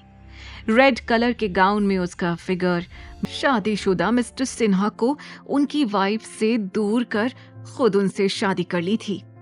क्या पता इसकी बेटी कनिका ने भी वही किया हो नव्या के साथ। आज अगर वो होती तो इस कनिका की तरफ कोई देखता भी नहीं। उसकी पर्सनालिटी के आगे कभी कनिका दिखाई ही नहीं दी, इसलिए तो जलती है कनिका अपनी बड़ी बहन से। नव्या का तो औरा ही कुछ अलग है। मेहमानों के बीच कनिका और नव्या को लेकर कंपैरिजन हो रहा था। तभी उनमें से किसी एक गेस्ट ने मजाक मस्ती में तेज आवाज में कहा, मिस्टर सिन्हा, आपकी बड़ी बेटी दिखाई नहीं दे रही, कहाँ है वो? जहां तक मुझे याद है ये तो वही ऋषि शेखावत है ना, जिससे आपकी बड़ी बेटी नव्या की शादी होने वाली थी। ये बात जोर से उठते ही मानो पूरे हॉल में सन्नाटा छा गया था। हर किसी का मुंह खुला और आंखें फटी रह गई थी। कनिका का मुस्कुराता चेहरा गुस्से में तब्दील हो गया था और ऋषि को अचानक नव्या याद आ गई थी। मेहमानों के बीच हो रही बातों से शेखर का खून खौल रहा था। इससे पहले कि शेखर इस बात का जवाब दे पाता, अचानक से लोगों ने पीछे पलटकर देखना शुरू कर दिया। वो देखो, नव्या आ गई। ब्लू साड़ी में नव्या आरव का हाथ पकड़े उस पार्टी में आ रही थी। वहां मौजूद हर गेस्ट का ध्यान एक ही पल में नव्या ने अपनी ओर खींच लिया था। Wow, how beautiful she is. वहां खड़े एक गेस्ट ने कहा। नव्या को आरव के साथ देखकर शेखर, कनिका, ऋषि और शिखा का पारा चढ़ गया था। शेखर घूर कर नव्या और आरव को देख रहा था। वो तमतमाते हुए आगे आया और नव्या के सामने खड़े होकर उसे दरवाजे पर ही रोक लिया। तुम यहाँ इस लड़के के साथ क्या कर रही हो? तुम जानबूझकर अपनी बहन की एंगेजमेंट पार्टी खराब करने आई हो ना? शेखर ने नव्या को घूरते हुए कहा। इस लड़के का नाम आरव है और आरव मेरा बेटा है। और वैसे भी आपने तो मुझे बेंगलुरु से इसी सगाई के लिए बुलाया है ना, तो लीजिए, आई एम हियर। नव्या ने भी शेखर की आंखों में देखते हुए कहा। डोंट यू, मैंने कहा था कि तुम इस लड़के को लेकर यहाँ नहीं आ सकती। अभी के अभी इसे यहाँ से भेजो, वरना मैं इसका हाथ पकड़कर इसे यहाँ से निकाल दूंगा। मेरे बेटे को छूने के बारे में सोचिएगा भी मत। अगर आपको मेरे यहाँ होने से इतनी ही दिक्कत है तो ठीक है, मैं चली जाती हूँ। इतना कहकर नव्या वहां से जाने के लिए मुड़ गई, पर तभी पीछे से कनिका की घबराई हुई आवाज आई। दीदी स्टॉप। वो दौड़ते हुए नव्या के पास आई और दिखावटी फिक्र के साथ बोली, तुम भी ना दीदी, डैड गुस्से में है। 2-4 शब्द ज्यादा कह भी दिए तो क्या तुम सच में यहाँ से चली जाओगी? नव्या को उसके एक्सप्रेशंस के साथ साथ उसकी एक एक बात भी फेक लग रही थी। तुम्हें देखकर डैड को सब कुछ याद आ जाता है। तुम जानती नहीं हो 6 साल पहले उन्होंने क्या कुछ सहा है, इसलिए वो फिर से कोई प्रॉब्लम नहीं चाहते। Please try and understand. Please अब गुस्सा छोड़ दो। आज मेरी एंगेजमेंट है and I need your blessings. Kanika ने ऋषि का हाथ पकड़ते हुए कहा। उसका चेहरा देखकर नव्या समझ गई थी कि वो क्या साबित करना चाहती थी। ऋषि को आज ऑफिशियली अपना बनाकर कनिका एक बार फिर नव्या को हारता हुआ देखना चाहती थी, इसलिए वो किसी भी तरह से उसे एंगेजमेंट तक रोक रही थी। नव्या चुपचाप कनिका का ये तमाशा देख रही थी। डैड, अब प्लीज आप ही कुछ कहिए ना दीदी से। दीदी आपके रोकने पर ही रुकेगी। मेरी बातों का तो कुछ खास असर हो ही नहीं रहा, कनिका ने मुस्कुराकर कहा। शेखर गुस्से में आरव की तरफ देख रहा था। पार्टी में खड़े लोगों की बातें उसके कानों में गूंज रही थी। फिर अचानक उसका ध्यान मिस्टर अहलूवालिया पर गया। उसने अपने दिमाग को ठंडा किया और कुछ सोचने लगा। उसने नव्या से कहा, ठीक है, तुम रुक सकती हो, लेकिन एक किनारे पर चुपचाप खड़ी हो जाओ। मैं नहीं चाहता तुम्हारा ये बेटा आरव हर जगह घूमे और लोग इसे देखकर 10 सवाल करें। क्या नव्या मान लेगी शेखर की बात? क्या चल रहा था शेखर के दिमाग में? क्या नया मोड़ लाएगी ये पार्टी नव्या की जिंदगी में? ये सब जो अभी हुआ था वो नव्या के ख्यालों की गुत्थी थी। उसे अच्छे से याद था कि किस तरह उसके पिता ने उसके साथ एंगेजमेंट पार्टी में ज्यादती करी थी, किस तरह उन्होंने आरव के खिलाफ बुरे शब्दों का प्रयोग किया था, और आज वही आरव को किसी होटल में छुपाए हुए थे। आरव का नाम सुनते ही ऋषि के तन बदन में मानो आग सी लग जाती थी। उसे एक ही झटके में नव्या का दिया धोखा याद आ जाता था। I just hate that kid, Rishi ने दांत पीसते हुए चिढ़कर कहा। पर इस वक्त वो हमारी फैमिली के लिए इम्पोर्टेंट है, इसीलिए न चाहते हुए भी मुझे उसका ध्यान रखना पड़ेगा। डैड का ऑर्डर है। डोंट टेक स्ट्रेस, मैं भी तुम्हारे साथ चलता हूँ, कुछ सोचकर ऋषि ने कहा। सच, तुम चलोगे मेरे साथ? That would be a huge help, Kanika ने कहा और ऋषि को हक कर लिया। इसके बाद दोनों होटल जाने के लिए घर से बाहर निकलने लगे। आरव तक पहुंचने का यही सही मौका है, मुझे जल्द से जल्द इनका पीछा करना होगा, नव्या ने खुद से कहा, और उन दोनों के निकलते ही खुद भी पीछे से बाहर निकलकर आगे वाले गेट पर पहुंच गई। उसने छुपकर कनिका और ऋषि को कार से निकलते हुए देखा और उनके जाते ही तुरंत उसने एक ऑटो कर लिया। कुछ देर बाद उसने देखा ऋषि की कार होटल गैलेक्सी के सामने रुकी। कुछ दूरी पर ही नव्या ने ओमेटो रुकवा दी और वहीं पर उतर गई। वो किसी भी तरह का रिस्क नहीं लेना चाहती थी। आखिरकार बात आरव की थी। उसने उतर के देखा तो सामने एक आलीशान होटल था। नव्या ने उनके पीछे जाने की कोशिश की। वहाँ के स्टाफ मेंबर ने उसे रोक लिया। Excuse me ma'am, can I see your membership card? Staff member ने पूछा। सॉरी, मेरे पास कोई कार्ड नहीं है। उसकी नजर अभी भी ऋषि और कनिका पर थी। Then I am sorry ma'am, हम बिना मेंबरशिप कार्ड के आपको अंदर जाने नहीं दे सकते हैं, स्टाफ मेंबर ने फॉर्मल तरह से कहा। इसी होटल के 5वें फ्लोर पर एक प्रेसिडेंशियल स्वीट था जहां सिर्फ अमीर आकर ठहरते थे। आज इस कमरे में अविनाश अपने डैड रतन आहूजा और मॉम शिरीन आहूजा के साथ डिनर करने के लिए आया था। शिरीन और रतन कुछ समय से बिजनेस के सिलसिले में लंदन थे। कल ही वो लंदन से वापस चंडीगढ़ आए थे, इसलिए वो सबसे पहले अपने बेटे अविनाश के साथ क्वालिटी टाइम स्पेंड करना चाहते थे। तुम्हें हमारे साथ लंदन आना चाहिए था, इट वॉज ग्रेट, शिरीन ने कहा। दिखने में स्मार्ट, एलिगेंट और क्लासी शिरीन हमेशा से वर्किंग थी। लाइफ में सब कुछ हासिल किया था, लेकिन अब उनकी बस एक ही चिंता थी, अविनाश की शादी। आई नो मॉम, लंदन जाकर भी आप मेरा पीछा नहीं छोड़ देने वाली थी। मुझे पता है वहाँ भी किसी न किसी लड़की से मिलवाने का प्लान था आपका, अविनाश ने सैलेड खाते हुए कहा। हाँ तो माँ हूँ तुम्हारी, फिक्र होती है मुझे तुम्हारी। रतन, तुम ही बोलो, मैं क्या कुछ गलत कह रही हूँ? शिरीन ने परेशान होकर कहा। शिरीन, डोंट फोर्स हिम, रतन ने प्यार से कहा। यही वजह है कि ये अब मेरी बात नहीं सुनता। अपने डैड का सपोर्ट जो मिलता है उसे। मॉम प्लीज, अविनाश ने कहा। अभी माना कि पिछले सालों में तुम काफी बिजी थे। इस कंपनी को कहां से कहां पहुंचाया है तुमने। दिन रात मेहनत की तुमने। इस दौरान तुम्हें अपनी लाइफ के बारे में सोचने का टाइम ही नहीं मिला होगा। आई अंडरस्टैंड दैट, लेकिन अब तो सब कुछ स्टेबल है।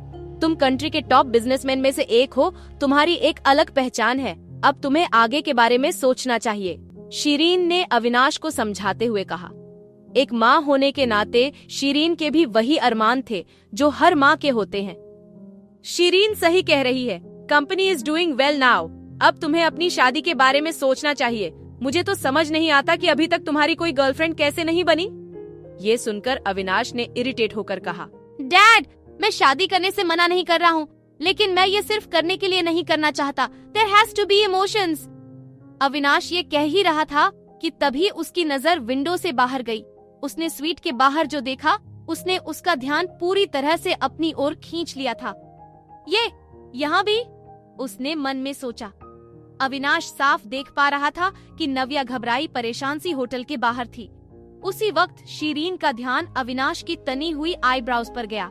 उसने तुरंत पूछा, Avi, what happened? Is everything all right? ये आवाज सुनते ही अविनाश ने वापस अपना ध्यान अपने डिनर पर लगा लिया। नथिंग मच कहकर वो ऐसे प्रिटेंड करने लगा जैसे उसने नव्या को देखा ही नहीं। उसने अपनी नजर नव्या से जरूर हटा ली थी, लेकिन उसके मन और दिमाग में अभी भी वही घूम रही थी। ये यहाँ क्या कर रही है? मेरा पीछा? पर क्यों? चाहती क्या है ये? वो डिनर के वक्त मन ही मन सोच रहा था। यहाँ होटल के बाहर नव्या ने भी विंडो के अंदर अविनाश का चेहरा देख लिया था, लेकिन उसने भी अविनाश से अपना ध्यान तुरंत हटा लिया। तो वो बस यही सोच रही थी कि आरव को इस होटल से बाहर कैसे निकाले, और उससे भी पहले वो खुद इस होटल के अंदर कैसे जाए। तभी उसका ध्यान सामने लगे हुए बोर्ड पर गया, जिस पर लिखा हुआ था, we are hiring waiter and waitresses. ये पढ़कर नव्या ने सोच लिया कि उसको क्या करना है। वो तुरंत तेजी से अंदर गई और अंदर जाकर उसने होटल स्टाफ से कहा, मेरे पास यहाँ का मेंबरशिप कार्ड नहीं है, क्योंकि मैं यहाँ वेट्रेस की जॉब के लिए अप्लाई करने के लिए आई हूँ। नव्या ने एक्साइटमेंट से कहा। ये सुनकर रिसेप्शनिस्ट हैरान रह गई। नव्या को देखकर उसे लग नहीं रहा था कि वो वेट्रेस बनना चाहती होगी। उसने असिस्टेंट मैनेजर को बुलाया, जिसने आते ही नव्या को सर से पैर तक ध्यान से देखा। आर यू श्योर तुम ये जॉब करना चाहती हो? यस सर, मुझे इस जॉब की बहुत जरूरत है, नव्या ने कहा। पर तुम्हें देखकर नहीं लगता, असिस्टेंट मैनेजर ने कहा। नव्या दिखने में इतनी सुंदर, स्मार्ट और एलिगेंट थी कि किसी का भी इस बात भरोसा कर पाना मुश्किल होता। मैंने पहले भी ये काम किया है, कहकर नव्या ने एक झूठी कहानी मैनेजर को सुना दी। वो बस किसी तरह से होटल के अंदर जाना चाहती थी। बात करने पर मैनेजर को नव्या बहुत हार्ड वर्किंग और डेडिकेटेड लगी। ठीक है, तुम कल से आ सकती हो।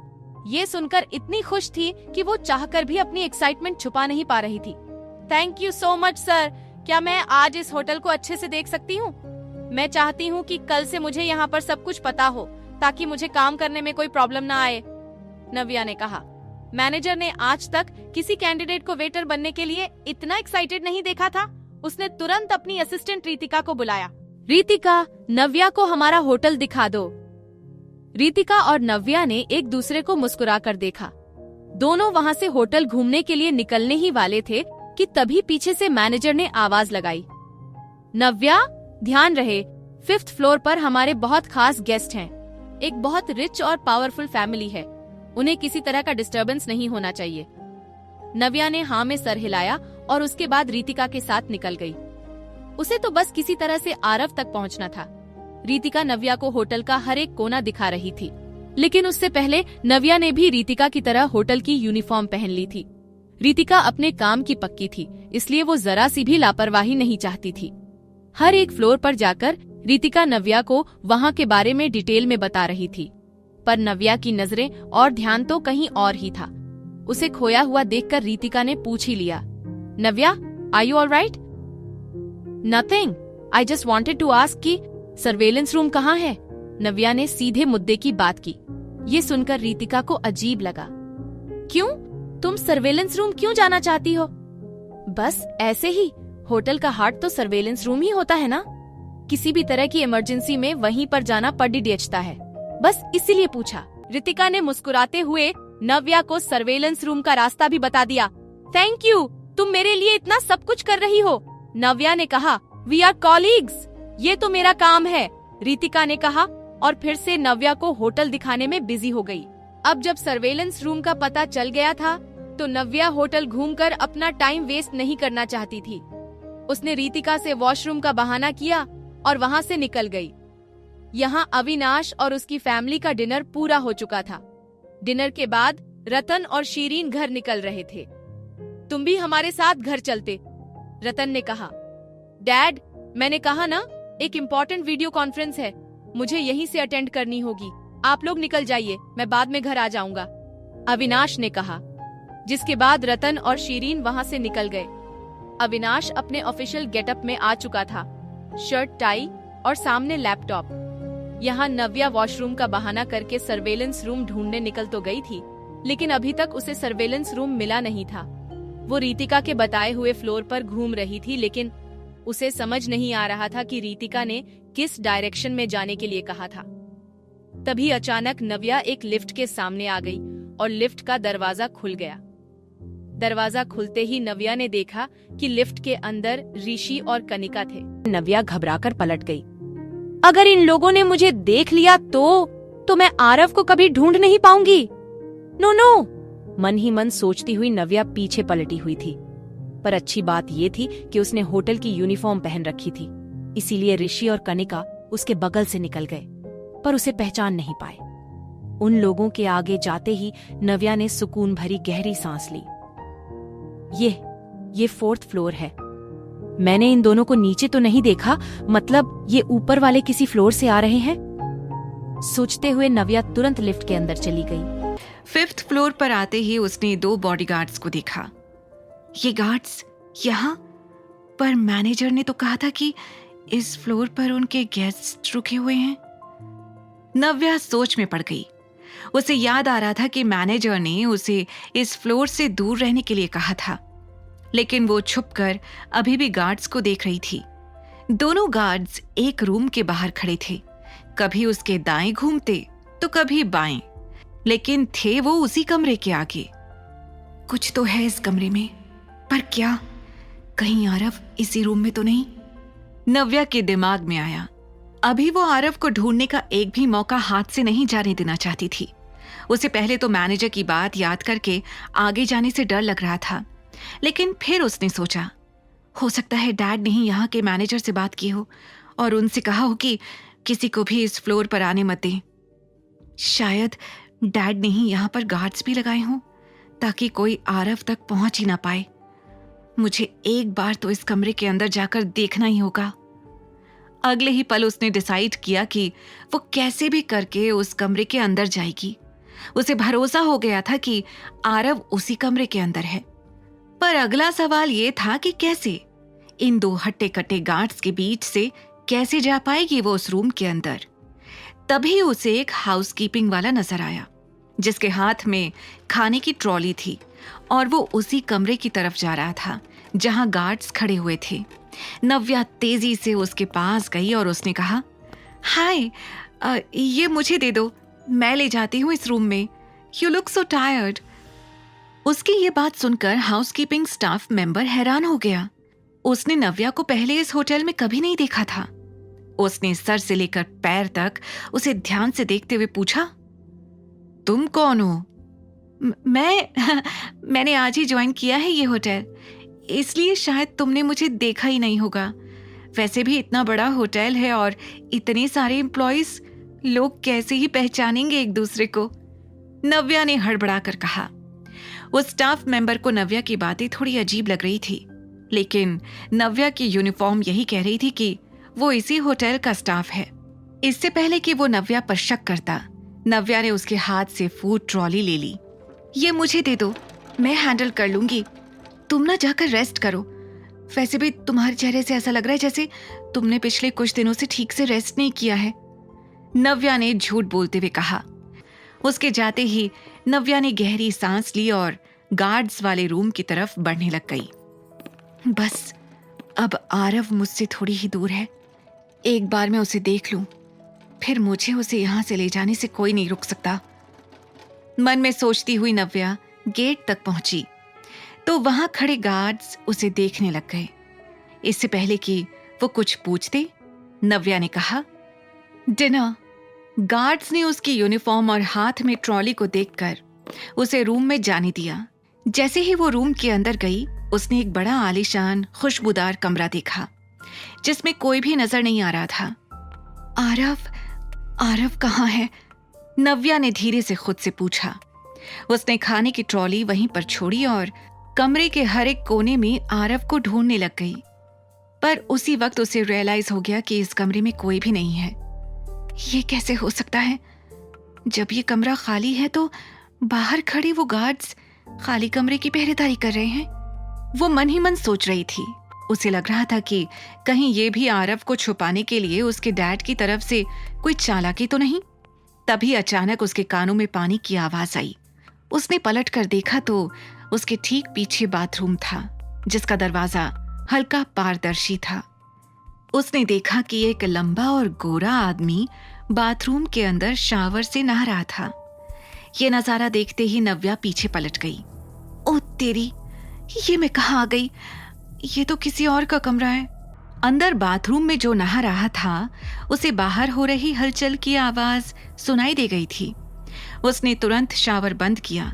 शावर बंद करते ही कमरे में और भी ज्यादा सन्नाटा छा गया था।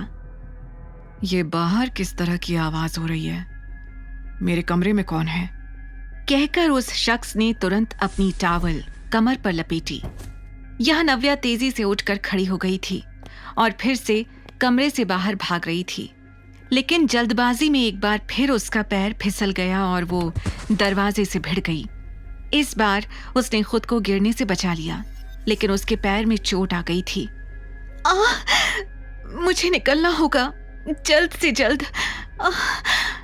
नव्या खुद से बोले जा रही थी, लेकिन तभी बाथरूम का दरवाजा खुला। तुम फिर यहां आ गई? तुम इतनी डेस्परेट हो, मैंने सोचा भी नहीं था।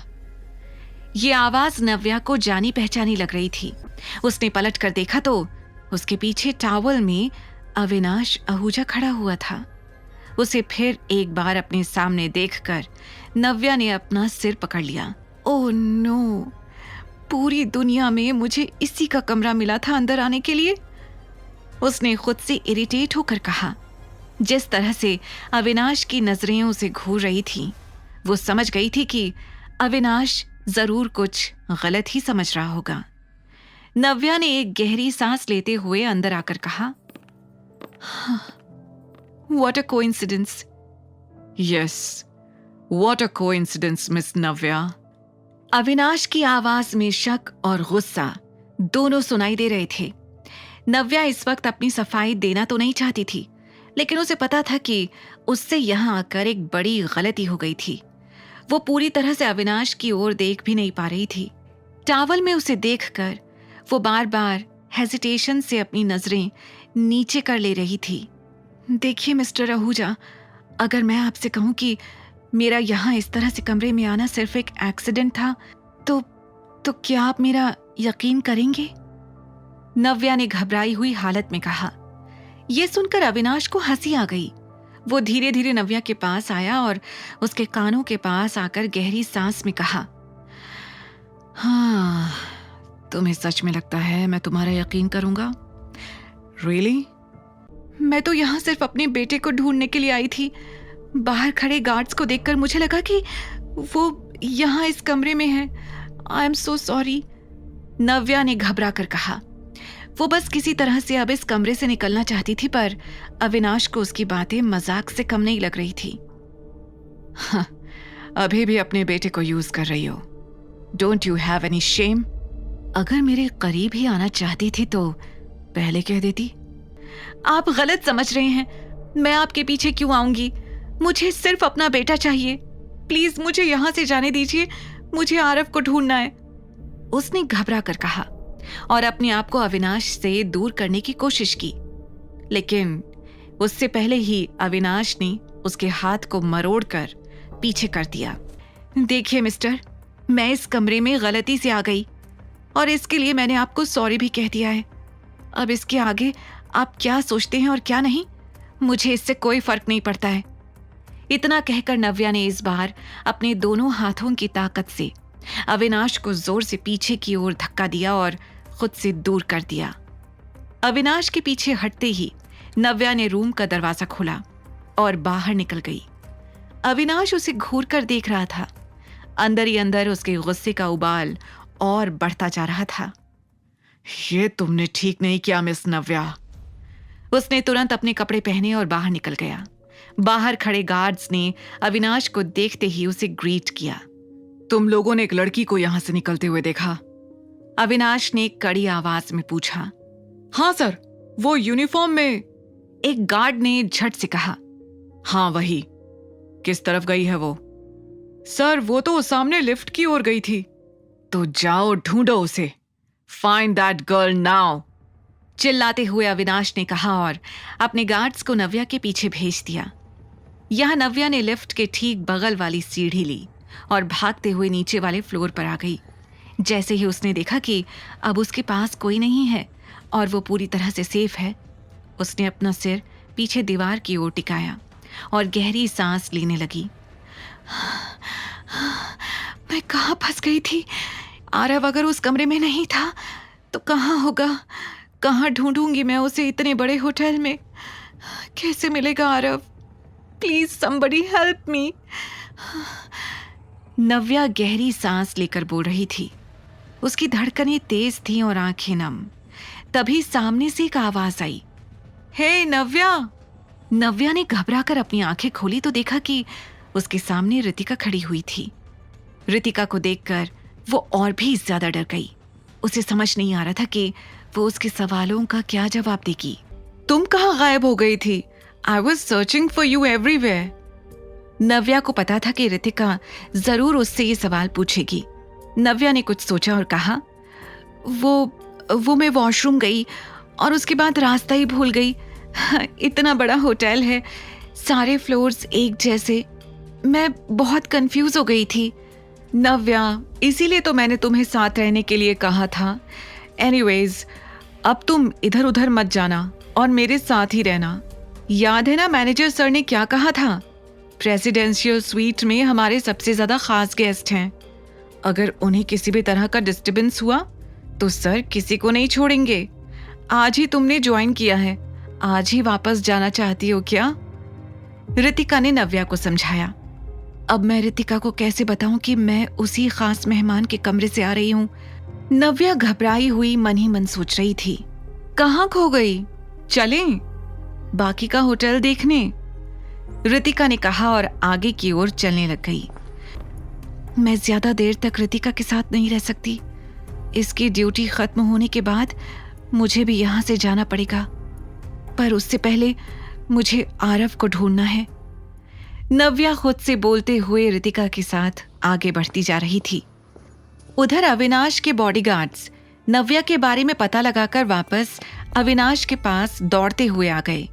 उनको देखते ही अविनाश ने पूछा, कुछ पता चला उसका? हाँ सर, एक अपडेट है। उस लड़की ने आज ही ये होटल ज्वाइन किया है। She is a waitress here और वो अपनी एक कोलीग के साथ होटल चेकआउट कर रही है, बॉडीगार्ड ने कहा। यह सुनकर अविनाश कंफ्यूज्ड हो गया। नव्या को देखकर उसे ऐसा कभी नहीं लगा था कि उसे कभी इस तरह की जॉब करनी पड़ सकती है। उसे कुछ समझ नहीं आ रहा था। वेट्रेस? पर क्यों? अविनाश खुद से पूछ रहा था। वो ये सोच ही रहा था कि तभी उसे एक जोर की आवाज आई। ये आवाज किसी भारी सामान के गिरने की थी। What's that? अविनाश ने हैरानी से पूछा। उसके साथ साथ उसके बॉडीगार्ड्स भी एक दूसरे का मुंह देख रहे थे। उन तीनों को वो आवाज बड़ी अजीब लगी। उनमें से एक बॉडीगार्ड ने बाहर जाकर चेक किया, लेकिन उसे कोई भी नजर नहीं आया।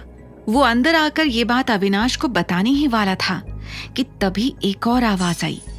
इस बार ये आवाज कांच के गिरने की थी। इस बार अविनाश को लगा कि आसपास सच में कुछ गड़बड़ है। यह आवाज शायद पास वाले रूम से आ रही है। जाओ जाकर चेक करो और समझाओ उन्हें कि जब इतने बड़े होटल में रहना नहीं आता तो आते क्यों हैं। अविनाश ने गुस्से में अपने बॉडीगार्ड्स को बाहर भेज दिया। गार्ड्स तुरंत पास वाले रूम के बाहर खड़े हो गए। उन्हें अभी भी अंदर से सामान गिरने और किसी के चिल्लाने की आवाज आ रही थी।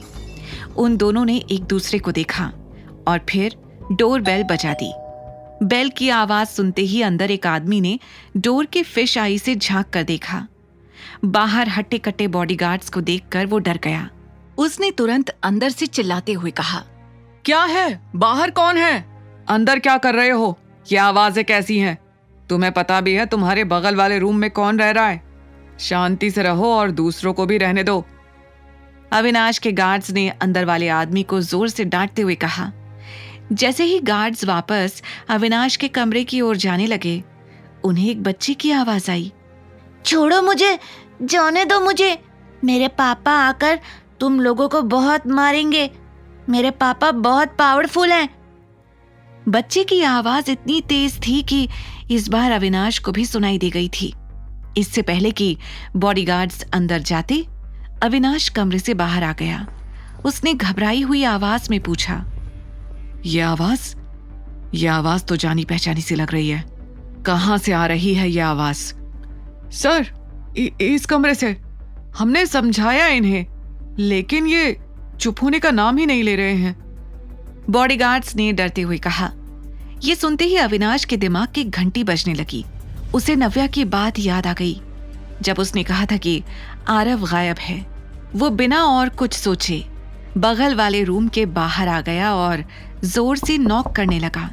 दरवाजा खोलो, कौन है अंदर? अविनाश ने गुस्से से चिल्लाते हुए कहा। उसके चेहरे पर अब आरव के लिए फिक्र साफ दिखाई दे रही थी। अंदर जो आदमी थे, उन्होंने फिर से झांक कर देखा। इस बार अविनाश को सामने देखकर उन्हें समझ आ गया कि ये कोई छोटा मोटा आदमी नहीं है। डर के कारण उन लोगों ने दरवाजे को अंदर से पकड़ लिया। वो किसी भी कीमत पर दरवाजा खुलने नहीं देना चाहते थे। बाहर अविनाश के सब्र का बांध अब टूटता जा रहा था। दरवाजा खोलो डैम इट, उसने एक आखिरी बार जोर से चिल्लाकर कहा। लेकिन जब उसके बाद भी दरवाजा नहीं खुला, तो वो 3 कदम पीछे गया और जोर से अपना पैर दरवाजे पर दे मारा। एक ही बार में दरवाजा अंदर तक खुल गया और उसके पीछे खड़े आदमी पीछे तक गिर गए। अविनाश के दरवाजा तोड़ते ही उसके बॉडीगार्ड्स तन तनाते हुए अंदर आ गए और तभी उसने देखा कि सामने के सोफे पर आरव अपनी कमर पर हाथ रखे हुए खड़ा था। उसने हाफ पैंट्स और एक कैजुअल टी-शर्ट पहनी हुई थी। उसके बाल बिखरे थे और चेहरे पर उन गुंडों के लिए गुस्सा था। जैसे ही उसने अविनाश को देखा, खुशी से चिल्ला पड़ा, पापा आप आ गए। आरव को देखकर अविनाश का दिल पसीज गया था। यहाँ इन गुंडों के बीच, इसका मतलब है कि नव्या सही कह रही थी। उसे सच में मेरी हेल्प चाहिए थी और मैं उसे गलत समझता रहा। वो आरव का सर सहलाते हुए सोच रहा था, आरव ये सब हुआ कैसे? तुम यहाँ क्या कर रहे हो इन लोगों के साथ? कौन है ये लोग? अविनाश ने उन गुंडों की तरफ इशारा करते हुए आरव से पूछा। वो ईविल आंटी ने ये सब कुछ किया, आरव ने सैड फेस बनाते हुए कहा। वो भले ही अपनी तरफ से उन गुंडों से लड़ रहा था, उन्हें मार रहा था, लेकिन अंदर से वो भी बहुत डरा हुआ था। अविनाश को देखते ही उसकी जान में जान आ गई थी। Evil aunty? हाँ, कनिका मौसी ने मुझे यहाँ इन लोगों के साथ छोड़ा है। मैंने उनसे कितना कहा था कि मुझे यहाँ नहीं रहना, मुझे मम्मा के पास जाना है, लेकिन उन्होंने नहीं सुना। बस मुझे यहाँ इन लोगों के साथ छोड़ दिया। आई हेट हर, वो बहुत बुरी हैं, आरव ने गुस्से में कहा। उसकी बातें सुनकर अविनाश का गुस्सा कनिका के लिए बढ़ता ही जा रहा था। तभी अविनाश को नव्या की बात याद आई, जब उसने बताया था कि शेखर सिन्हा ने ही आरव को किडनैप किया है। ये सोचकर उसने आरव से कहा, आरव, तुम्हारी आंटी ने तुम्हें यहाँ बंद क्यों किया है? ये कब हुआ? कल पार्टी में तो तुम अपनी मम्मा के साथ ही थे। अविनाश को लगा नहीं था कि आरव उसके इस सवाल का जवाब दे पाएगा, लेकिन उसने जितना सोचा था, आरव उससे भी ज्यादा स्मार्ट निकला। कल पार्टी के बाद जैसे ही आपने मम्मा को हॉस्पिटल में एडमिट किया था, वो ईविल आंटी मेरे पास आ गई थी। उन्होंने मेरा हाथ पकड़ा और मुझे यहाँ से ले गई।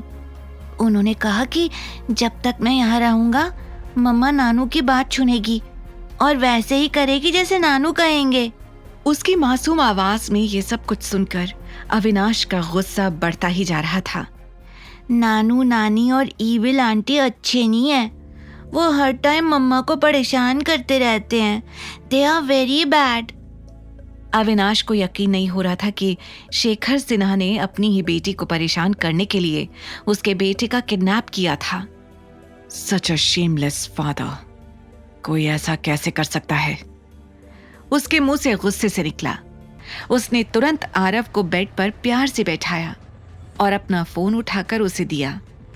लो, अपनी मम्मा को कॉल करके बुलाओ, उन्हें कहो कि तुम्हें लेने के लिए आ जाए।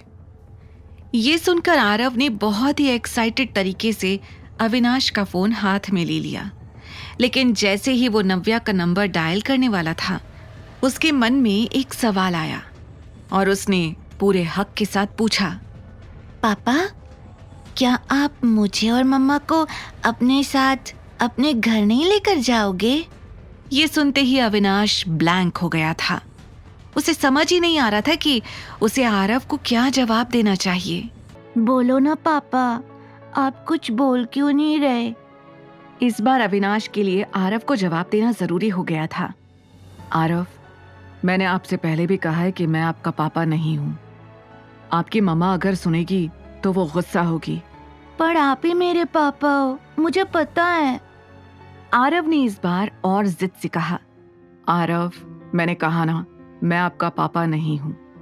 अच्छा, अब अपनी मम्मा को फोन करो, वो आपको लेने आएगी। पर पापा, आप... आरव कुछ कहने वाला था, लेकिन तभी अविनाश उठकर वॉशरूम में चला गया। अब मैं आरव को कैसे समझाऊं कि हाँ बोलकर मैं उसे कोई झूठी उम्मीद नहीं देना चाहता।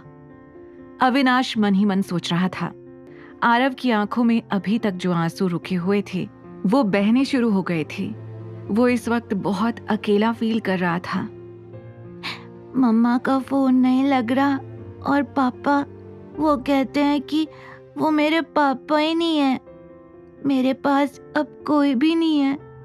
मम्मा भी पता नहीं कहाँ चली गई। मैं बिल्कुल अकेला हो गया हूँ।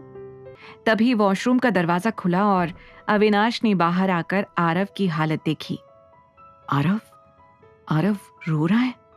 खुद से कहकर अविनाश को बहुत बुरा फील हुआ। मैंने शायद कुछ ज्यादा ही कह दिया आरव को। ये 5 साल का बच्चा ही तो है, इतनी समझ नहीं है इसे कि मेरी कहीं बातें समझ सके।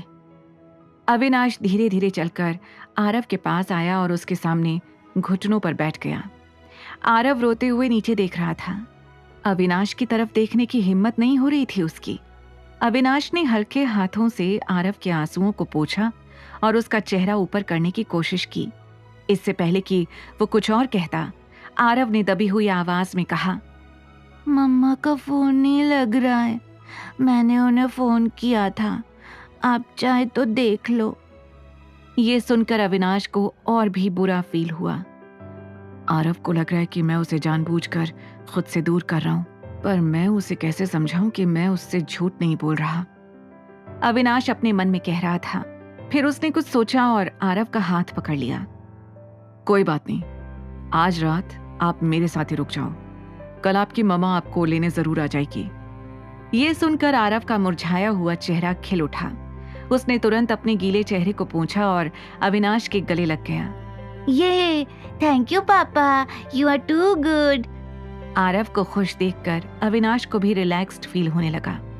आरव को खाना खिलाने के बाद उसने उसे छोटे वाले बेड पर सुला दिया और खुद अपने बेड पर सोने के लिए चला गया। उसने आज तक किसी बच्चे के साथ इतना टाइम स्पेंड नहीं किया था, इसलिए आरव के साथ रहना उसके लिए बहुत अलग एक्सपीरियंस था। वो नहीं जानता था कि बच्चों को अकेले सोने में दिक्कत होती है।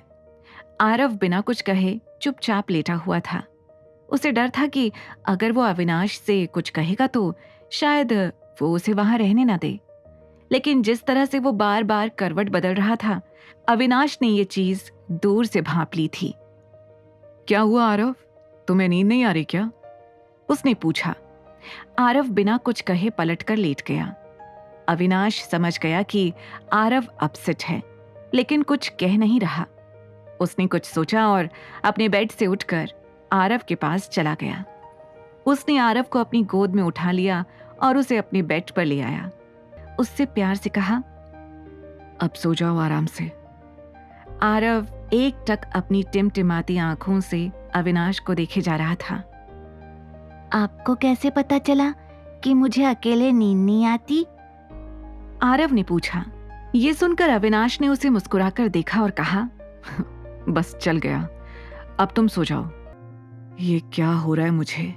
मैं इस बच्चे की हर बात क्यों मान रहा हूं? I mean, ये सब मुझे करते हुए अजीब भी लग रहा है और मैं खुद को रोक भी नहीं पा रहा हूं, पर क्यों? अविनाश खुद से कई सवाल पूछ रहा था पर उसके पास कोई जवाब नहीं था। उधर रात भर आरव को याद करते हुए नव्या को एक पल भी नींद नहीं आई थी। उसे बस अगले दिन का इंतजार था ताकि वो आरव को जल्द से जल्द वापस ला सके। अगली सुबह वो वक्त से पहले ही होटल पहुंच गई। उसे वहां पर देखकर मैनेजर ने खुशी से कहा, गुड वर्क, तुम टाइम से पहले आ गई। I really like your dedication. इसलिए मैं तुम्हें बड़ी जिम्मेदारी दे रहा हूँ। हमारे टॉप फ्लोर पर VIP गेस्ट्स हैं, वहां पर तुम ड्यूटी करोगी। बस ध्यान रहे कोई गलती नहीं होनी चाहिए। ये सुनते ही नव्या को अविनाश की भूरी आंखें याद आ गईं, जो उसे कल घूर रही थीं। अपनी नौकरी बचाने के लिए उसने हाँ कह दिया। वैसे भी वो खुद अविनाश को दोबारा फेस नहीं करना चाहती थी। जैसे ही वो लिफ्ट के पास आई, उसने खुद से कहा, VIP गेस्ट अगर टॉप फ्लोर पर रुके हैं तो हो सकता है कि आरव को भी पापा ने वहीं पर रुकवाया हो। वो किसी भी तरह का रिस्क नहीं लेंगे। मुझे 5th फ्लोर के बाकी स्वीट्स को भी चेक करना चाहिए। जैसे ही लिफ्ट खुली, नव्या भागती हुई उससे बाहर निकली, लेकिन तभी उसे एक और लिफ्ट की आवाज सुनाई दी। उसने अपनी दाईं ओर देखा तो वहां से कोई आ रहा था। वो तुरंत छुप गई। उसने देखा कि बगल वाली लिफ्ट से कनिका आ रही है। उसे देखते ही नव्या की आंखें चौड़ी हो गईं।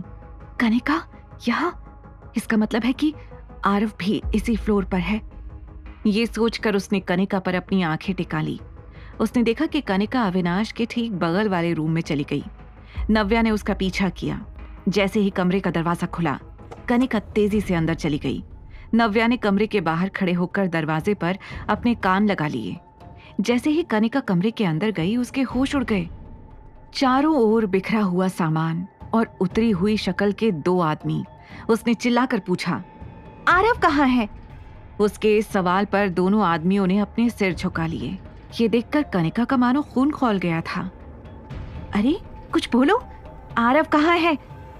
उन दोनों आदमियों ने एक दूसरे को डरते हुए देखा। वो कुछ कह पाते उससे पहले ही उन्हें अविनाश का चेहरा याद आ गया। इसलिए उन दोनों ने घबराई हुई हालत में कहानी बना ली। मैडम, मैं बाहर गया था होटल वालों से सिक्योरिटी को लेकर बात करने, और ये बस थोड़ी देर के लिए बाथरूम गया था। बस तभी उस चालाक लड़के को यहाँ से भागने का मौका मिल गया। मैंने चाबी वहाँ ऊपर रखी थी मैडम, लेकिन वो खोते दा पुत्र, उसने चढ़कर चाबी ले ली और यहाँ से भाग गया। कनिका को इस कहानी पर यकीन नहीं हो रहा था। उसे समझ नहीं आ रहा था कि इतना जरा सा बच्चा इतने हट्टे कट्टे आदमियों के बीच से निकल कैसे गया। तुम दोनों का दिमाग खराब है क्या? पता है ना वो बच्चा हमारे लिए कितना इम्पोर्टेंट था। अगर वो नहीं मिला तो हम नव्या से क्या कहेंगे? उसकी माँ हमारी बात कैसे सुनेगी? कनिका ने चिल्लाते हुए कहा और दोनों आदमियों को जोर से थप्पड़ लगाए। उसकी आवाज इतनी तेज थी कि बाहर खड़ी नव्या के कानों तक भी पहुंच गई थी। उसने तेजी से दरवाजा खोला और अंदर आ गई। उसे देखकर कनिका का मुंह खुला का खुला रह गया। तुम यहाँ क्या कर रही हो? You shut up. मेरा बेटा कहाँ है? ये सुनकर वो दोनों आदमी और भी ज्यादा घबरा गए। मैंने अभी सुना कि वो कहीं भाग गया है। तुम लोगों ने मेरे बेटे को किडनैप किया था? दीदी, हमने उसे किडनैप नहीं किया था। आरव मेरे साथ था। इनफैक्ट ही वाज एंजॉयिंग, है ना? कनिका ने लड़खड़ाते हुए कहा और अपने आदमियों की तरफ देखा। एंजॉयिंग? रियली? नव्या कमरे का बिखरा हुआ सामान देख रही थी। ये सोचकर कि आरव ने इन लोगों के बीच से भागने की कितनी कोशिश की होगी, नव्या का दिल बैठा जा रहा था। उसने तुरंत उनमें से एक आदमी का कॉलर पकड़ लिया और चिल्लाकर पूछा, कहाँ है मेरा बेटा? क्या किया है तुम लोगों ने उसके साथ? कनिका ने नव्या का हाथ पकड़ा और उसे पीछे की तरफ खींच लिया, पर नव्या ने अपना हाथ उससे छुड़ाया और गुस्से में कहा, ठीक है, तुम लोग कुछ नहीं बताओगे तो मैं खुद ही पता कर लूंगी। मैं अभी पुलिस को बुलाऊंगी, उनसे कहूंगी कि तुम लोगों ने मेरे बेटे को किडनैप किया था और अब वो गायब है। उसे गुस्सा तो इतना आ रहा था कि वो कनिका को थप्पड़ मार मार कर उसका चेहरा खराब कर देना चाहती थी, लेकिन अभी उसे आरव की इतनी चिंता हो रही थी कि वो और कुछ भी नहीं करना चाहती थी। उसने तुरंत अपना फोन निकाला और पुलिस का नंबर डायल कर दिया। नव्या ने जैसे ही पुलिस का नंबर डायल किया, कनिका ने अपने आदमियों को इशारा किया। उन लोगों ने कनिका का इशारा समझ लिया और दोनों तुरंत आगे आ गए। उन लोगों ने नव्या के हाथ से फोन छीन लिया और उसके दोनों हाथों को पकड़कर पीछे कर दिया। यू मेरा फोन वापस करो, नव्या ने चिल्लाते हुए कहा। कनिका ने फोन तुरंत अपने हाथ में ले लिया और पुलिस का डायल्ड नंबर काट दिया। कनिका, मेरा फोन वापस करो। क्यों? ताकि तुम पुलिस को बुलाओ और हम सब जेल चले जाएं? ऐसा तो मैं होने नहीं दूंगी। कनिका ने मुस्कुराकर कहा। कनिका, मेरा बेटा छोटा है, सिर्फ 5 साल का है वो। पता नहीं कहाँ होगा वो। उसे तो ठीक से रोड क्रॉस करना भी नहीं आता है। प्लीज समझो, मुझे जाने दो। नव्या हर तरह से कोशिश कर रही थी कि कनिका उसकी बात को समझ जाए, पर कनिका को हर बार की तरह इस बार भी नव्या को तकलीफ में देखकर मजा आ रहा था। तुमने तो कहा था कि आरव के पास उसके डैड है, I mean, अविनाश आहूजा।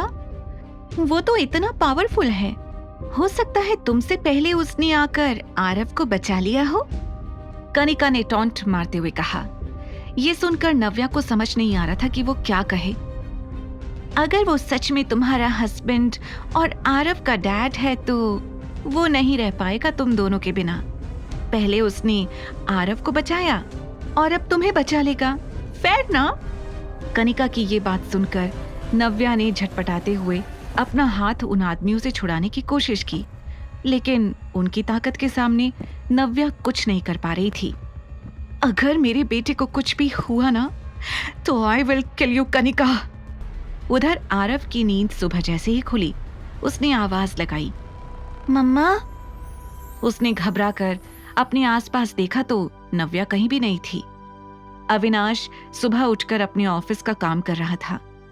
आरव की डरी हुई हालत देखकर वो तुरंत उसके पास आ गया। आरव, उठ गए तुम?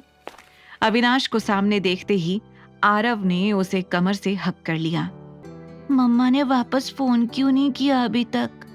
उन्हें पता तो चल गया होगा ना कि हमने उन्हें कल फोन किया था, तो फिर उन्होंने फोन क्यों नहीं किया?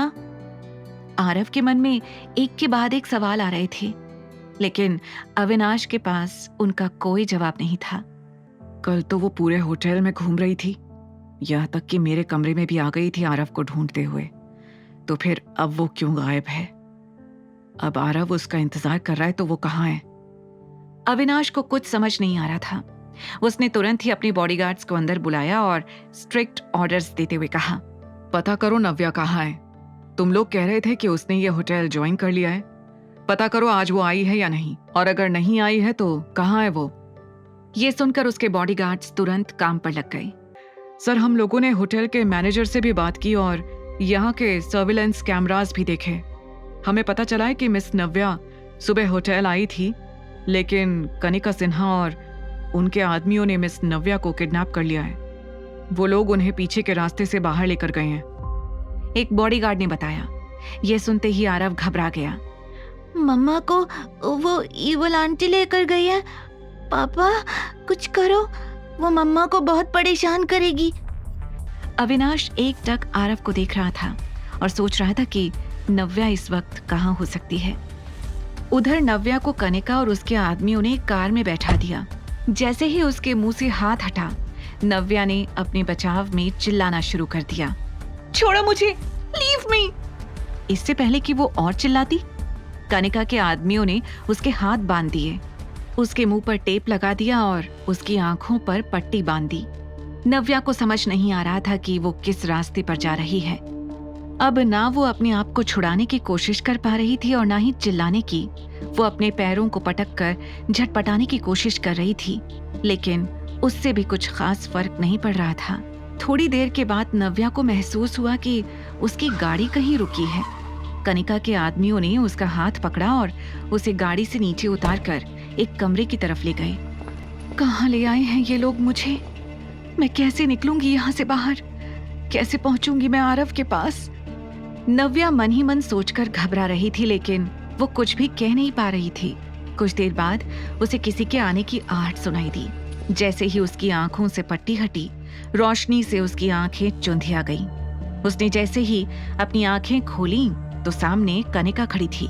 उसे देखकर नव्या तेजी से झटपटाने लगी, जैसे वो बहुत कुछ कहना चाहती हो। कनिका ने मुस्कुराते हुए धीरे से उसके मुंह से टेप निकाला। नव्या को जोर से खांसी आ गई। ये तुम कहाँ ले आई हो मुझे? ये तो सिन्हा पैराडाइज का आउट हाउस है ना? क्या करना चाहती हो तुम? मुझे जाने दो, मुझे आरव को ढूंढना है। चिल्ला चिल्ला कर नव्या का चेहरा पूरा लाल हो गया था। उसकी बेचैनी और घबराहट देखकर कनिका को बहुत खुशी मिल रही थी। इस तरह हाथ पैर पटकने का कोई फायदा नहीं है। यहाँ पर सिक्योरिटी बहुत टाइट है। तुम चाहकर भी यहाँ से भाग नहीं पाओगी। और वैसे भी तुम्हें यहाँ से क्यों ही जाना है? वो है ना तुम्हारा आशिक, the business tycoon, the handsome Avinash Ahuja. वो आएगा तुम्हें ढूंढते हुए। जैसे उसने तुम्हारी बेटी को बचाया होगा, अब वो तुम्हें बचाएगा। कनिका ने इतराते हुए अपने बालों को सही करते हुए कहा, आज मैं देखना चाहती हूँ कि वो अविनाश आहूजा तुम्हारे लिए क्या कर सकता है। मैं भी तो देखूं कितना गहरा है तुम्हारा रिश्ता। उसने मन में कहा और मुस्कुराने लगी। नव्या को कुछ समझ नहीं आ रहा था। उसे पता था कि अगर उसने अपने और अविनाश के रिश्ते के बारे में कनिका के सामने सच कह दिया तो बहुत गड़बड़ हो जाएगी, और अगर नहीं कहा तो उसकी उम्मीदें और भी बढ़ती जाएंगी। उसके चेहरे पर परेशानी देखकर कनिका ने अंदाजा लगाना शुरू कर दिया कि कोई बात तो जरूर है। क्या हुआ? क्या सोच रही हो? यही कि अविनाश आएगा या नहीं? ये सुनकर नव्या घबरा गई। अगर वो सच में तुम्हारा हस्बैंड है तो वो जरूर आएगा यहाँ पर, और अगर तुमने हम लोगों से झूठ बोला है तो बात अलग है। जैसे ही कनिका ने ये बात कही, नव्या की नजरें झुक गई। वेट, क्या तुमने हम लोगों से झूठ कहा है? अविनाश आहूजा तुम्हारा हस्बैंड और आरव का डैड नहीं है? तुम अभी तक हम लोगों को धोखा दे रही थी। कनिका ने एक के बाद एक कई सवाल करने शुरू कर दिए। ऑफ कोर्स नॉट, नव्या ने घबरा कर कहा। ठीक है फिर, अगर ये सच है तो आने दो उसे। अब वही बचाएगा तुम्हें और तुम्हारे बेटे को। इतना कहकर कनिका ने अपना चश्मा पहना और वहां से जाने लगी। नव्या उसके पीछे से चिल्लाती रही, उसे जाने देने की भीख मांगती रही, लेकिन कनिका ने उसे पलटकर भी नहीं देखा। तभी नव्या ने एक और शख्स को वहां आते हुए देखा। वो शख्स कोई और नहीं बल्कि शेखर था। उसने आते ही कनिका से सवाल किया, ये सब क्या है? आरव कहाँ है? मैंने तुमसे आरव का ध्यान रखने के लिए कहा था ना। मैं आपकी बेटी हूँ, आरव मेरा बच्चा है। आपको उसकी जरा भी चिंता नहीं है? नव्या ने चिल्लाते हुए कहा, लेकिन शेखर का ध्यान उस पर जरा भी नहीं था। ऐसा लग रहा था जैसे वो जानबूझकर नव्या को इग्नोर करने की कोशिश कर रहा हो। कनिका, इससे कह दो अगर ये और कुछ झेलना नहीं चाहती तो अविनाश आहूजा को हमारा बिजनेस पार्टनर बनने के लिए मना ले, नहीं तो यहीं सड़ती रहे। शेखर ने नव्या की तरफ बिना देखे ये बात कही और वहां से दन दनाते हुए निकल गया। सुना ना तुमने पापा ने क्या कहा? कनिका भी इतरा कर वहां से निकल गई। शेखर जैसे ही आउट हाउस से बाहर आया, उसका इंतजार शिखा कर रही थी। उसने कनिका को मुस्कुराकर देखा और फिर फेक चिंता जताते हुए शेखर के कंधे पर अपना हाथ रखकर कहा, हनी, इस लड़की ने बहुत परेशान कर दिया है ना तुम्हें। सोचा था 6 साल बाद आएगी तो सुधर जाएगी। एनीवेज, तुम्हें नहीं लगता कि हम नव्या से कुछ ज्यादा ही उम्मीद कर रहे हैं?